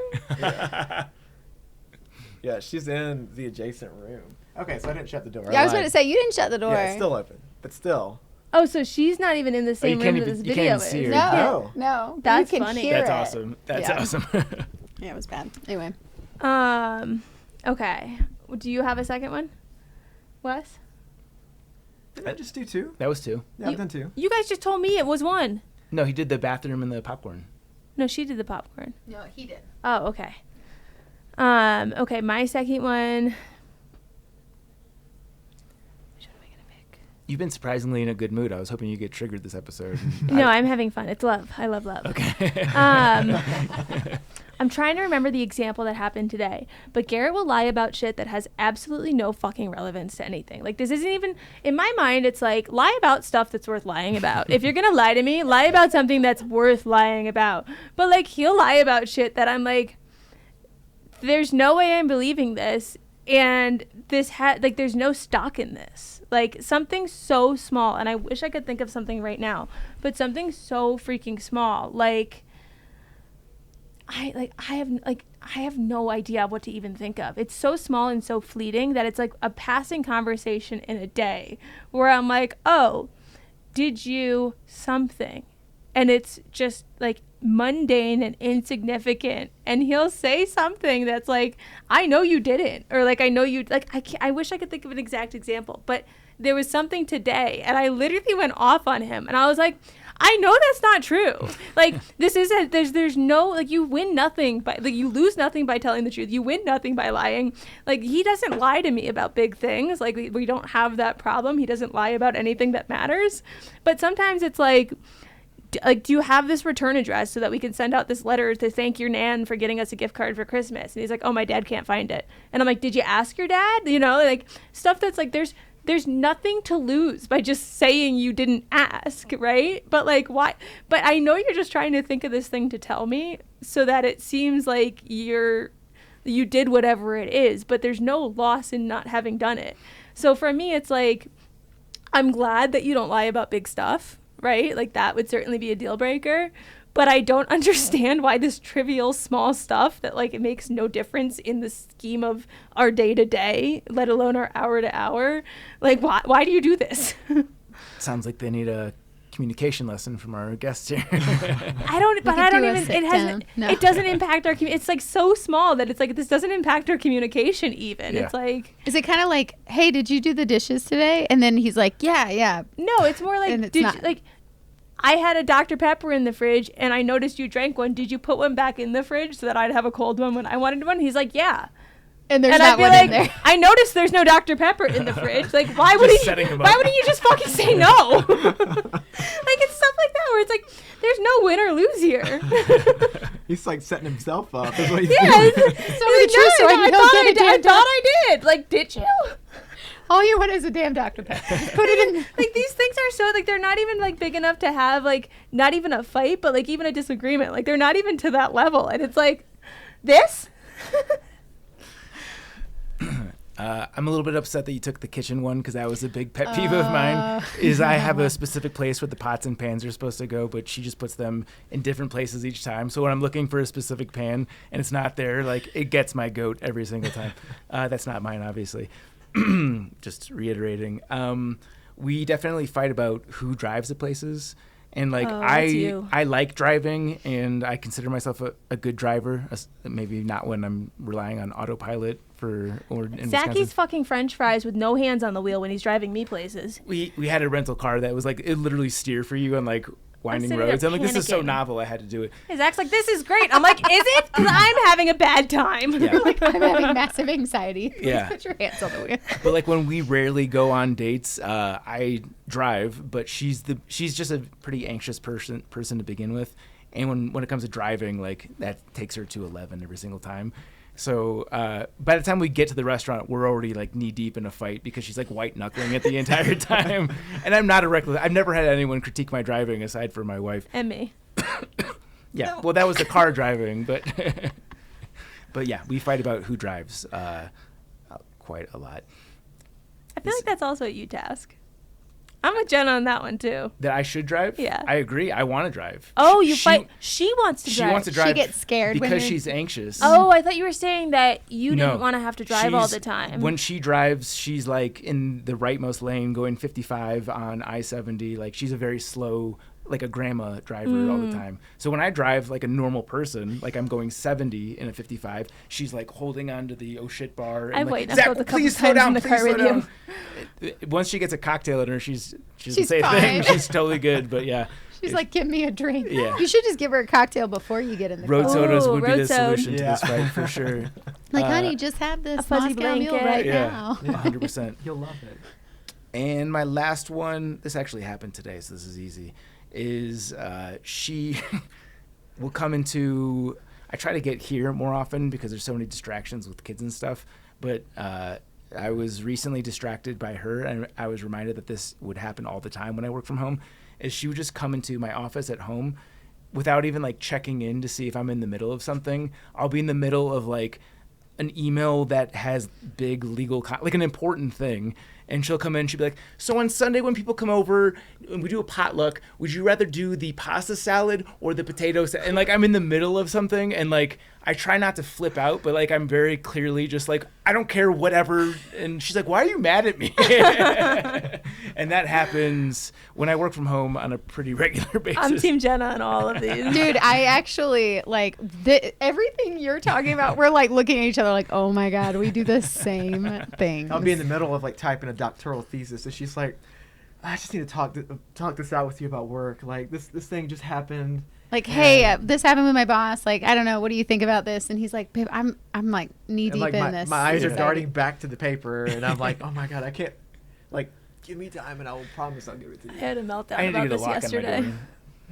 Well, I've got my period yesterday. I've been a raging bitch all week, and I've had a very short fuse, and I've been very vocal about it. I've warned everyone around me. I didn't go to a birthday dinner for a friend last night because I was like, I've made the executive decision that I'm not meant to be around other people today.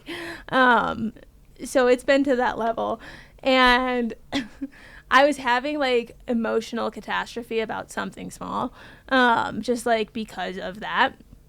And Garrett starts asking me like questions that require not yes or no answers. Like what would you like, to try to be nice, like, what would you like for dinner tonight? What can I get us for dinner tonight? And I'm like, do you not understand when a person is in a period of like crisis and overwhelm, like I am, like severe overwhelm where my brain just feels like it's at capacity and it can't take anymore, that you presenting something that requires a decision from me makes it worse? And he's like, I am trying to make you dinner. And I'm like, don't you think it would be better if you were to just like take the decision making off my plate for something like this and then say like, hey, how about I make you pasta for dinner instead of, would you rather have pasta or a sandwich or pizza? Because I'm already overwhelmed and now my brain has to compute another decision and it can't do that. And now I'm boiling over, and I told you I would boil over, and I'm like crying and I'm like, and now I'm boiling over. And he's like, I thought I was being nice. And I'm like, what would be nice is making the decision for me. I'll send you an article about why that's helpful. And I'm like having a full on fucking collapse. Okay, so pizza it is. He's like, I'll just leave. I'm gonna leave the room. And I'm like, I think that's best for now.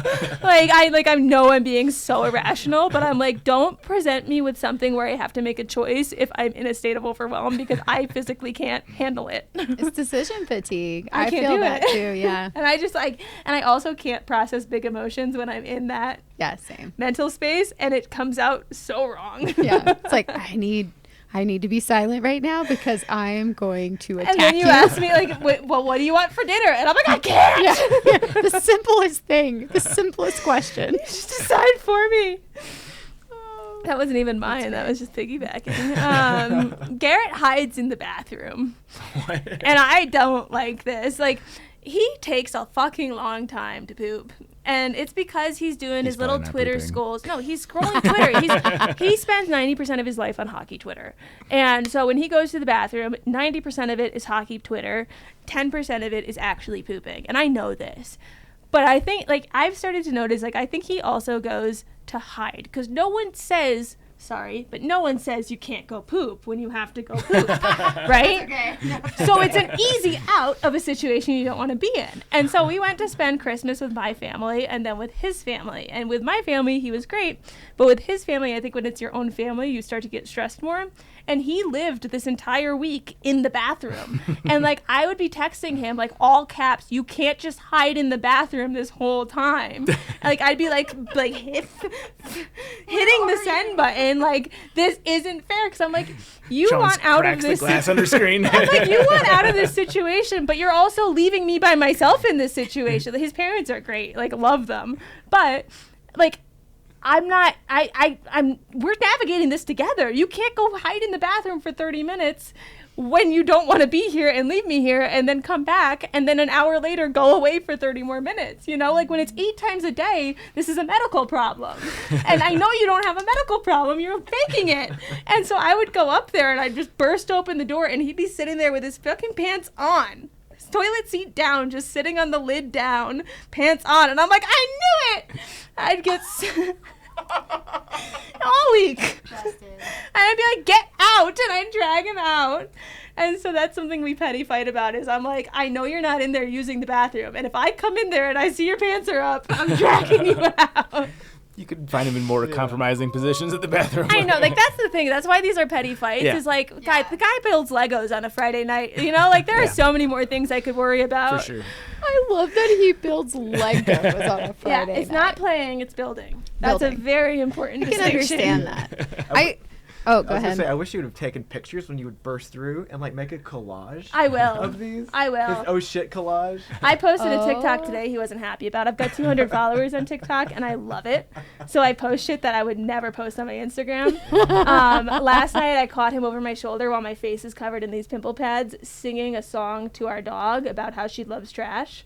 But I'm in this TikTok algorithm where I'm getting all these North Sea videos of like these rough sea waters, and it's like the whole same thing. Yes, we've been seeing that too. So he's singing her. He's like, I'm Harper. I love to eat trash. And like I'm taking this video of him over my shoulder. That's fucking hilarious. But that's a great one to add on. I'll take one of him not using the bathroom. Yes. We're also in the I will suggest, especially at night, Wesley gets very tired. And so if we're driving, I'm like, babe, I'll just drive because he drives slow. below the speed limit, and then he'll sometimes be in the left lane and not even realize he's in the left lane because it's like he's tired and not realizing it. So he's finally picked up on the fact that I'm doing that, because he's like, why don't you want me to drive? And I'm like, you drive really slow at night. Like, I just want to get home. And so, and I'm more of a night person than he is. And so now it's become a kind of like a funny fight that we'll have. He'll be like, oh, okay, you want to drive now. I get it. Or I'm like, no, it's fine. You drive. We'll just get home in 3 hours. Dude, whenever I hit my 30s, the wheels start coming off around like 9 o'clock. Like, Wes needs to be in bed. His body will It's shut him serious. down. It shuts literally. Yeah. I even think that like our bodies know when the clock strikes midnight on a new year, even though that has no like relevance to like when we are born, right? Yeah. Like another year comes for March for me, but I think it knows when the ball drops, because I feel different in 2024. I feel more hungover on the times I've broken dry January. Sorry. And I'm also just like, I feel less social. Mm-hmm. I want to do less. And I'm like, how does my body know that we are in a new year? Welcome to getting older. Yeah. It's weird, but Yeah. it's true. Every year will get worse.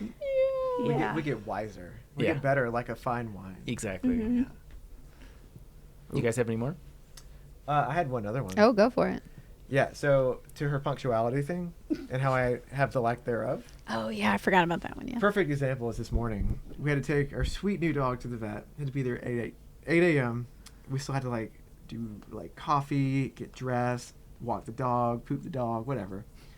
And she We had to poop the dog. yeah, I love that. Dog poop. dog poop. And she makes these comments like, I just hate being late to things, or I just know we're not gonna make it there on time. And I'm like, the fuck we're not. And so everything is done in 4 minutes, except for walking the dog. We get there in time. And I just love to throw in these little, oh man, we're getting here 10 minutes early comments. Just stuff like that, just to rub it in a little bit. But what is funny is, though, is I make those comments because you'd still be there on your phone if I didn't give you a reason to make it a game. It's like a challenge. You are right. Because I was like, oh gosh, we're not gonna make it. It's like 7:15 now. We got to get out the door at 7:30, and he jumped out of the bed right then. It was like, oh yeah, right. Like he's like, let me prove you wrong. Hold my beer. Yeah. Because time management. That's our thing. Like, is I'm very like being in film and being an assistant director type. Like, I always have to make sure we're on time, because if you go over, time is money, and so I carry that into our life. And I'll be like, all right, we got to be there at 9 o'clock, but we need to be there at 8:45. And like, Wesley's like, we have so much time. I'll be like, okay, we need to leave in 20 minutes, babe. He's like, oh, we have so much time. And he'll still be on his phone. And then I'm sitting there in the bathroom, like, I'm washing my face. I'm getting ready. I'm like, why are you not Splashing the getting counter? ready yet? Yeah, splashing the counter. Yeah. Like, why are you not getting ready yet? And then sure enough, it'll be 20 minutes gone by, and he's finally starting to get ready. I'm like, babe, we got to leave now. And he's like, okay, I'll get ready right now. We're texting. So now I've started to give him time frames of like, okay, we actually need to leave. I lie, and I'm like, we need to leave in 20 minutes, but Yeah. really, actually, we need to leave in 40. Yeah. I was gonna tell you that 'cause I am the way that he is. I'm very like, I will be ready 10 minutes after I need to be there Fact. to leave. Zach knows. We've had tiffs. But the best way to work with it is lie to us about the actual time of wherever you need to be. Yeah. If the dinner reservation is at 7, it's at 6:30. Yeah. And like, it's a harmless lie, but it's one that is better for the both of you. Wait, is this a ginger thing? No, this is like I think this is like a lot of people thing. Okay. Like you've gotta lie about those start times. I lie to myself when I will schedule things on my calendar, like Yeah. dentist appointments and things, and I will schedule it 15 to 30 minutes earlier than it is on my calendar, so that when I turn up 5 minutes late, frantic, I'm actually 10 minutes early. Yeah. So it's like it's a game with myself. Yeah, that's great. It works really well. Are you punctual? In a work context, yes. In a social context, never. Okay. Come from work to work. Cut me some slack. Yeah, I mean, but yeah, Jenna gets, if like a party starts at 7, she wants to be there at 7. I'm like, I don't want to start getting ready until 7. So yeah, we definitely bump heads on that for sure. What I love is he just looked at me so betrayed, because I don't think he realized. Did you not realize I do that? You just revealed your secret. Yikes, credibility out That the was window. great. I've got two honorable mentions. Okay. First is like I'm the bad guy in this one. I'm gonna give up my own secrets. They're not even secrets. When Garrett's around, I pretend I don't know how to use a TV remote. So like if I want to watch The Housewives, I ask him, can you put on my show? And he's like, what show? And I'm like, The Housewives. He's like, I'm just wondering if your arms are okay. I'm like, they're good. And he's like, so why can't you do it? And I'm like, I don't know how. And he'll put on my show for me, and I'll be like when we actually talk about it, I'm like, it's an act of love. Like, I feel great when you do it for me. It's just like, you know, it feels nice. And he's like, you're more than fucking able to put on your show yourself. And last night it happened because I wanted to watch something in between. Like, he was going to go do something, and I was going to watch something in between. And I was like, will you put on my show? And he put it all the way up to the screen that you press play on, and he just put down the remote and walked out of the room. I was like, Garrett! He's like, what? And I was like, you didn't press play! He's like, you know how to fucking press play!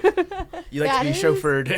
Amazing. I don't know. I just love not having to do it myself when he's there. And, like, we are both in on it because he knows I'm full of shit. Yeah. But I will pretend that I don't know how to use our TV remotes when he is present. Yeah. My other one that is anti him is this guy has no sense of snackiness. The guy doesn't snack. That's weird. He is never snacky. He never wants a little sweet something, a little sweet treat. And so I am the most snacky person, and I'm sitting there like, should we be naughty? Should we snack? And he's like, I'm good. So then you're just snacking by yourself? No, like I'm like, fine, I guess we won't snack. And, like, the first few times, it's fine. But then, like, we've dated for 3+ years now. I'm like, when do you snack? When? When does it happen? What, like, because none of these times are you willing to snack. He's like, I just don't really like sweets too much. It's when he's sitting in the bathroom. I'm like, yeah, probably. That's what it is. But I'm like, how am I supposed to satisfy my chocolate cravings if you're never willing to have chocolate? Like, when are we going to make that naughty insomnia cookies order together? Like, when are we going to do this? And he's like, you can get it. And I'm like, I can't, not forever. Forever, it can't be just me. I'll cave once. I'll be desperate enough where once I'll do it, and I'll say, I'll just, me, myself, and I will snack. But every time, just eat the food and pretend you like it. You know? Like, just pretend. Just pretend you like the chocolate. Pretend you want to snack with me. Oh, that's great. Yeah, that's crazy. I know! I'm the biggest sweet tooth snacker of all time. Like, it's like, how? How don't you snack? Yeah. I mean, not even salty snacks? No, and we live together, and I'm like... Wow. There's nowhere to hide. And, like, we're not snacking. That is hard. I know. That was fun. That was therapeutic as well. You don't have any honorable mentions? I do, but they're too long to list. Maybe we could do another one. Yeah, this requires a part two. I've been with Yeah, Jenna. I got heated. I gave you what you wanted. I've been with Jenna for 10 years, so I could go on for another 2 hours. Nice. And I'm also very grateful that she's not here because I'm sure she could go on forever. Oh, we got to get a couples episode in. Yeah. Next Valentine's Day. Yes, you Jenna guys and should. Garrett. That would be funny. Yeah.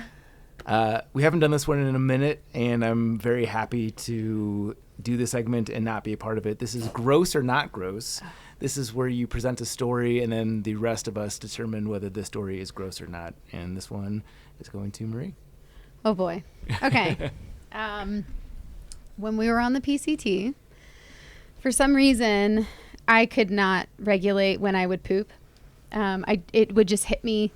It would literally hit me, and I would have to shit.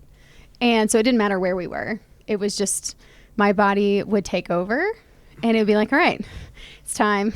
And so this would happen every day, you know, poops every day. And it would always be at the worst time too. Like we're hiking. And then it's like, oh, we're in an exposed area. And my body's like, all right, it's time. Let's shit. And I'm like, no, we're not ready. Like we can't, there's no trees. And it's like, we don't care. And it's coming out. Like it's coming out. I love and that I'm you're like, talking in plural. yeah, because I feel like my poop talks to me. It does. So it's like, all right, let's go. And I'm like, okay, fine. I'll just find an exposed spot, keep watch, you know. So things like that would happen all the time. And it got the worse. Like it would continually get worse the longer we were on trail. And I never actually shit my pants, which was it's quite nice because I guess I would sometimes try to dig a hole, but you know, it's sometimes you just got to wait and dig it later.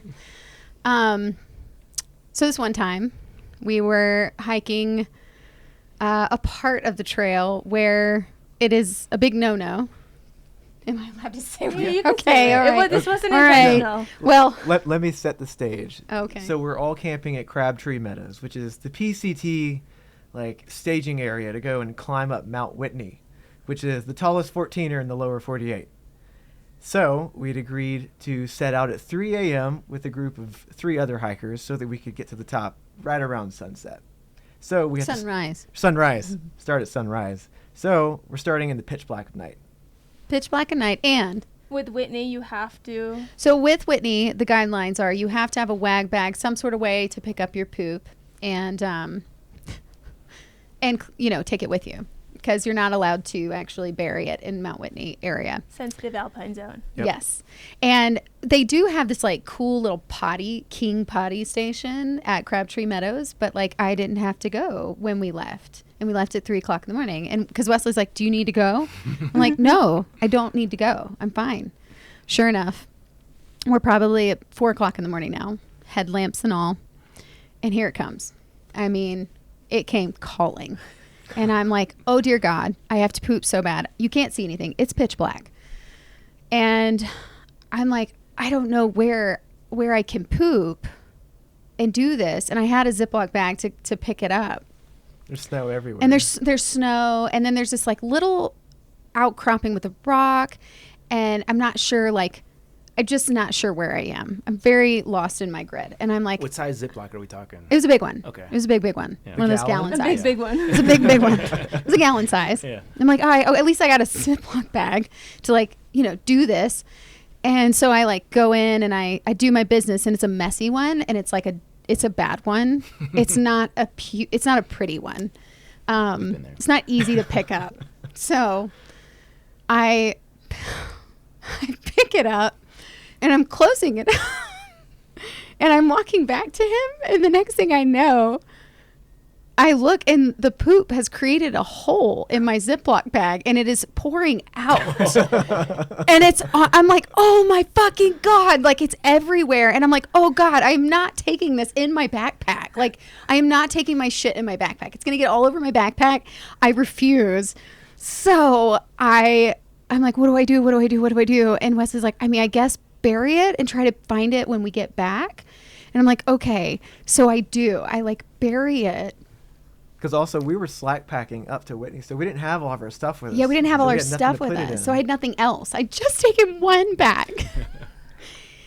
And I guess it was so steamy, it had burned. Like it had literally burned a hole. Okay, so that was my in the Ziploc. I've been wondering this while you've been telling it. It didn't have a hole in it. Do you think that it was because it was steamy, or I was thinking I like think it it's was 'cause it like was a steamy. spicy poo, like something like I mean, fire. it might have been spicy, but it was definitely steamy to the point where it like warped a hole.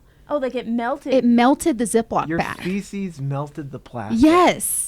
And I didn't, and I'm like walking back with it and it's falling out. And I'm like, oh my God. Was your butthole on fire? Probably. I mean, who knows? On the trail, you eat so much shit, you never know what is coming out of there. All I can hear from the blackness is, this is so bad.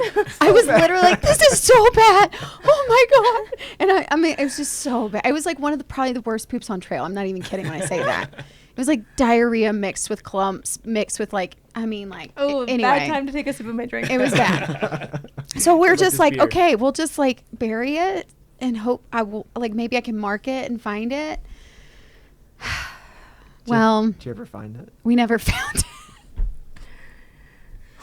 And so not only did I bury my poop in Mount Whitney, I buried it in a Ziploc bag. That's bad. Which is even worse. I feel like the trail gods are going to curse. Like I literally was That's why you hurt your apologizing. Yeah. Yeah, do you think that's why your shoulder happened? I literally apologized left and right. I'm like, I'm so sorry, Mount Whitney. I don't know where it is.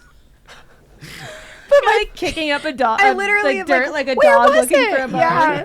And then the other best part was one of our friends, Cuppa, who's from England. We were coming down Mount Whitney, and he's like, mate, I got a shit so bad I can't hold it anymore. He gets his ice axe out and he starts chipping away at the snow and just takes a dump in the middle of the Marmots' homes, I think. I don't know where he did it, but yeah. So there were like a couple of people in Mount Whitney, I think, that were struggling that day. So the Badger sponsorship tickets, all proceeds go to Leave No Yeah, Trace. right. Yes, I'm very sorry, and I've paid penance since then.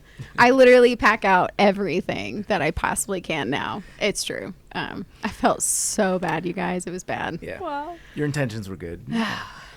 It was horrible. I've never heard of poop melting plastic. Me That's neither. next level. I'm like, I want to see that happen. I genuinely was like, I swear to God, there was not a hole in this bag. Like, I picked it up, that bag, before we left, like, okay, in case I need to poop, because I always need to poop. And I was like, because he was like, was there a hole in it before? I was like, I swear to God, no, there was not. I looked, I checked it. So my poop made a hole. And it started Powerful. leaking out in like clumps. It was so bad. Ew. I was mortified, you guys. Gross It or was not worse. Gross. Gross. Good. Well, thank you for sharing that with us. Yeah. That was very brave of you. Yeah. and a classic for sure. Thanks. All right, Chaunce, this is your... You want me to take mailbag? Yep. Okay. Are we going to answer this question before we dive in, or are we going to do it all and then dive in? Which question? The very first sentence. Dive in first. Okay. I'll read and then we'll respond. Mailbag. Hello. This is a question for BPR. What are your trail culture icks? TLDR. Too long, didn't read. I am really on the fence about an AT 2024 Thru-Hike. I am 31 years old and I'm planning to change jobs and move states within the next year. I have an apartment that will be easy to sublet and no debt. I have $10,000 comfortably to spend. This is one of those life points where a big hike makes sense, and the next opportunity may be many, many years from now when the hypothetical kids are grown and I'm retired. I have dreamed of hiking a long-distance trail since I was 20 years old and first heard about the AT. I have done backpacking trips on the Superior Hiking Trail, Boundary Waters in Iceland, and did a 190-mile section hike on the AT. I think I have the gear and knowledge to at least get started. And I am excited about a bubble. I love meeting new people, and I'm happy to get to know people from all walks of life. My current problem, the ick. When I go to certain AT Facebook pages or see the comment section on AT vlogs, it makes me want to curl up and die. People seem condescending, conservative, and mean-spirited. There are also slogans that I can already tell would drive me crazy. No rain, no pain, no main. I also get the ick from all the gear talk. I worked at REI in the past, and I'm totally burned out in talking about gear. My question, are the comment sections online a foreshadowing of what I'll see on trail? Can I get past the ick? I love this. That's a good one. I like when people treat the mailbag like one of those like dear whoever. Abby. Yeah, Yeah. Dear Abbies. That's my favorite kinds. Yeah. So the quick answer to can you expect to see that on trail? No. Yeah. Maybe the very rare exception, but there's such a huge disconnect between the online thru-hiking community and the thru-hiking community. Is like they're totally different things. Yeah, I would say like think about any time you've read a book and seen the movie, right? Like it's about the same topic, but they're very different in ways. This is that, right? Like, and oftentimes the book is better. The trail being on it itself is the book. It's like you don't get that. And then the Facebook group is like the movie in terms of same topic, just like different and like a little weirder, you know? Like I think a lot of the people in the Facebook groups are people that are kind of obsessed with the trail. Like maybe even haven't done it in a thru hiking capacity, but are obsessed with it enough where they feel like they hold some sort of stake in the game where their opinion like holds all this kind of weight and they give it super freely. And that is not the people on trail at all. And I think that you could remove yourself from the Facebook pages and solve your entire problem. Yeah. Yeah, totally agree. Do you have any icks? Me? Yeah. Because you mentioned answering the original question about trail culture icks. Do you have any? Trail culture icks. I'll go while you think. Yeah, about you it. go while I think. This is more of a AT specific thing, but there are many hostels and some trail angels in general that operate on a donation based system, and there are lots of people that don't donate anything. And I saw it a lot on my hike, and I think if you're not in a place to actually support these people financially, you should be not taking advantage of their services because they go through a great inconvenience to make your hike easier. And if you can't even like throw them $5, it's not a cool thing. I agree with that. I do. I agree with that. I would say that I have an ick in the opposite direction, which wasn't the one I was thinking of, but it prompted the thought. And this, people who know will know, it's Southern PCT, but there are places that are donation based where on the flip side, like, they'll be very pressury about leaving donations, whereas even when you've already left a donation, you start to feel this weird, like, I haven't done enough feeling, that it just makes it uncomfortable to even be there, and you just kind of want to leave.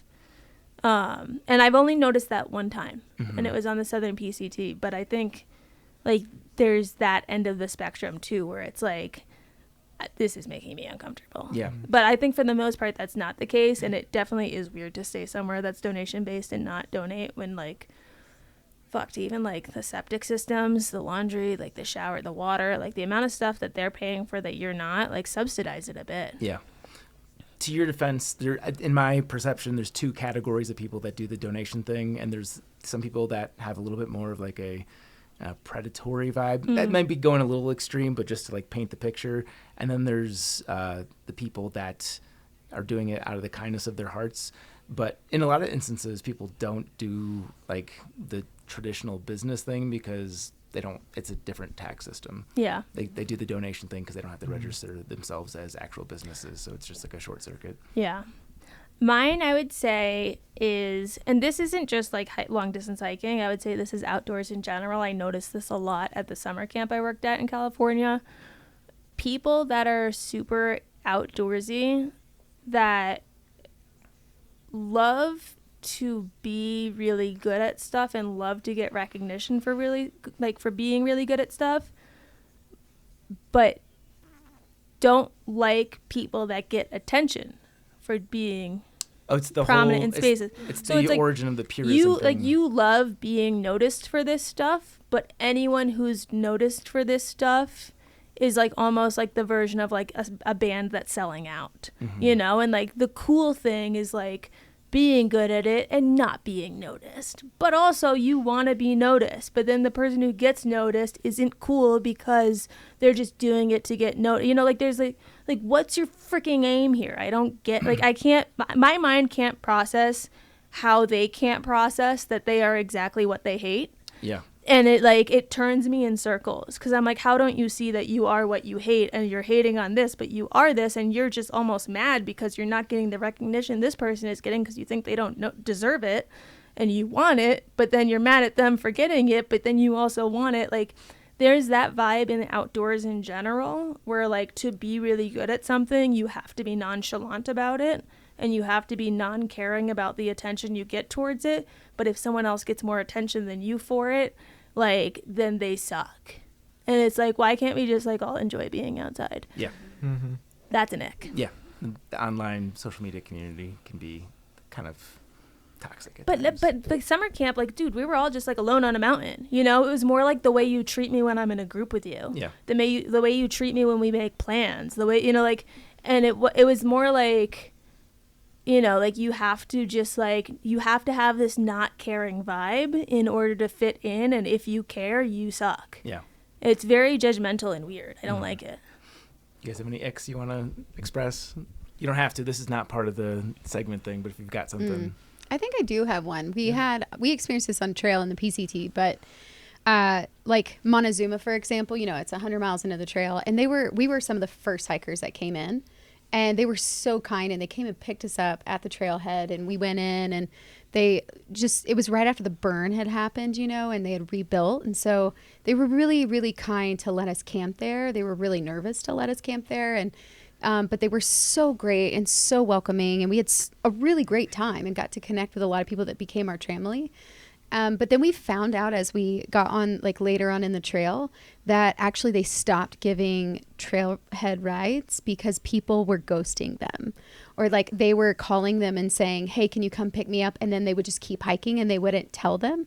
And we started seeing this happening, and a lot of trail angels started, like, they stopped helping people on the PCT because people were ghosting, or they'd get another ride and they wouldn't tell the person, like, hey, we got another ride in, or Yeah. they wouldn't wait for them. And so that was just something we found very fascinating, that the disrespect that has started to happen on the trail. And we really try to like either give people money for picking us up or, you know, taking us, and really wanted to create that respect of what thru hikers I think are. It's just a certain amount of people that do that, where they just don't think about how this person might be driving 30 minutes out of their way to come pick them up to bring them into town. And so that was icky for me, and I was so bummed about it too. It's like an air of entitlement, kind of. Yeah. I guess I had one ick from that. It's not really an ick. It's more just like a caution. We, on the PCT, and it may be different for other trails, but we experienced the bubble in a very negative way. A lot of people had to skip ahead onto the trail, like right where we were. And it was great to meet new people, which we really appreciated that. And it was cool hearing people's stories and like their different start dates and what they did. But at the same time, like campsites became nil to nothing. And we would have to camp in ditches or hike miles in the dark just to find a campsite. So definitely appreciate the people that you meet in those bubbles, but just also appreciate the time that you have more solitude and you can kind of cherry pick your campsites and listen to the crickets at night. Yeah. Yeah. That's good. 5-star review. I'm going to do my best to read this. I'm having visual issues here today. That's not good. The podcast, it's the migrant variant thing. The podcast that brings so much joy. Washington listener here wanted to share that this podcast has been with me for 7+ years now. Which is wild. We've only been around for 6. That is right. You guys keep me trekking along in my 9 to 5 every single week with wonderful guest interviews and hilarious banter.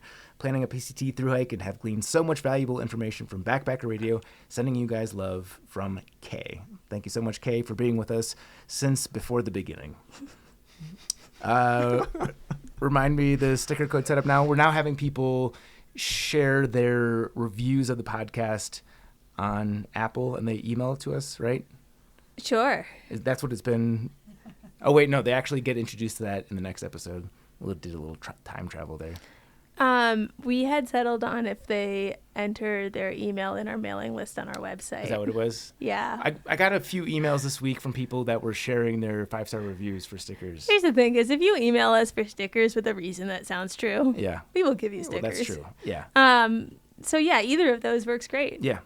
Preferably the 5-star review. But Yeah. That one would be actually really great. Yeah. Super big thank you to our Chuck Norris Award winners on Patreon. That is Alex and Misty with Navigators Crafting, Andrew, Austin McDaniel, Austin Ford, Brad and Blair from 13 Adventures, Brent Stenberg, Brian Alsop, Fables. Christopher Marshburn, Coach from Marion Outdoors, Dane, Ish. Derek Cook, Eric The Casper, friendly ghost. Eric Hoffman, Greg Knight, Greg McDaniel, May he bring honor to his name. Iron Hike Endurance Productions, Jason Snailer. This is Barely know her. I don't remember the The snail's new. yeah, that's new. Liz Seeger, Patrick Ciencialo, Sawyer Products, Spam, Timothy Hahn, Solo. and Tracy Trigger. You can follow us on social at Backpacker Radio on Instagram and TikTok at Backpacker Pod on X, Facebook.com/Backpacker Radio. You can follow Chaunce. You can find me on Instagram at Juliana_Chauncey, and you can get my book Hiking from Home, a long distance hiking guide for family and friends on Amazon. Appalachian Trails and Pacific Crest Trails are my books. I'll give you guys another plug on your social again. Remind us on the Instagram handle. Sure, it's _the_and_the_joy. It'll be linked in the show notes as well. Yeah. Subscribe and follow us on Apple Podcasts, Spotify, or wherever you consume podcasts. Follow us on YouTube. Ironet. We had a fun shoe game. Chaunce grabbed her tit. There's a lot happening. I did. There's a lot happening. You can see. And that's it for today's show. Thank you so much for listening, and happy hiking. Bye. Thank you. Bye.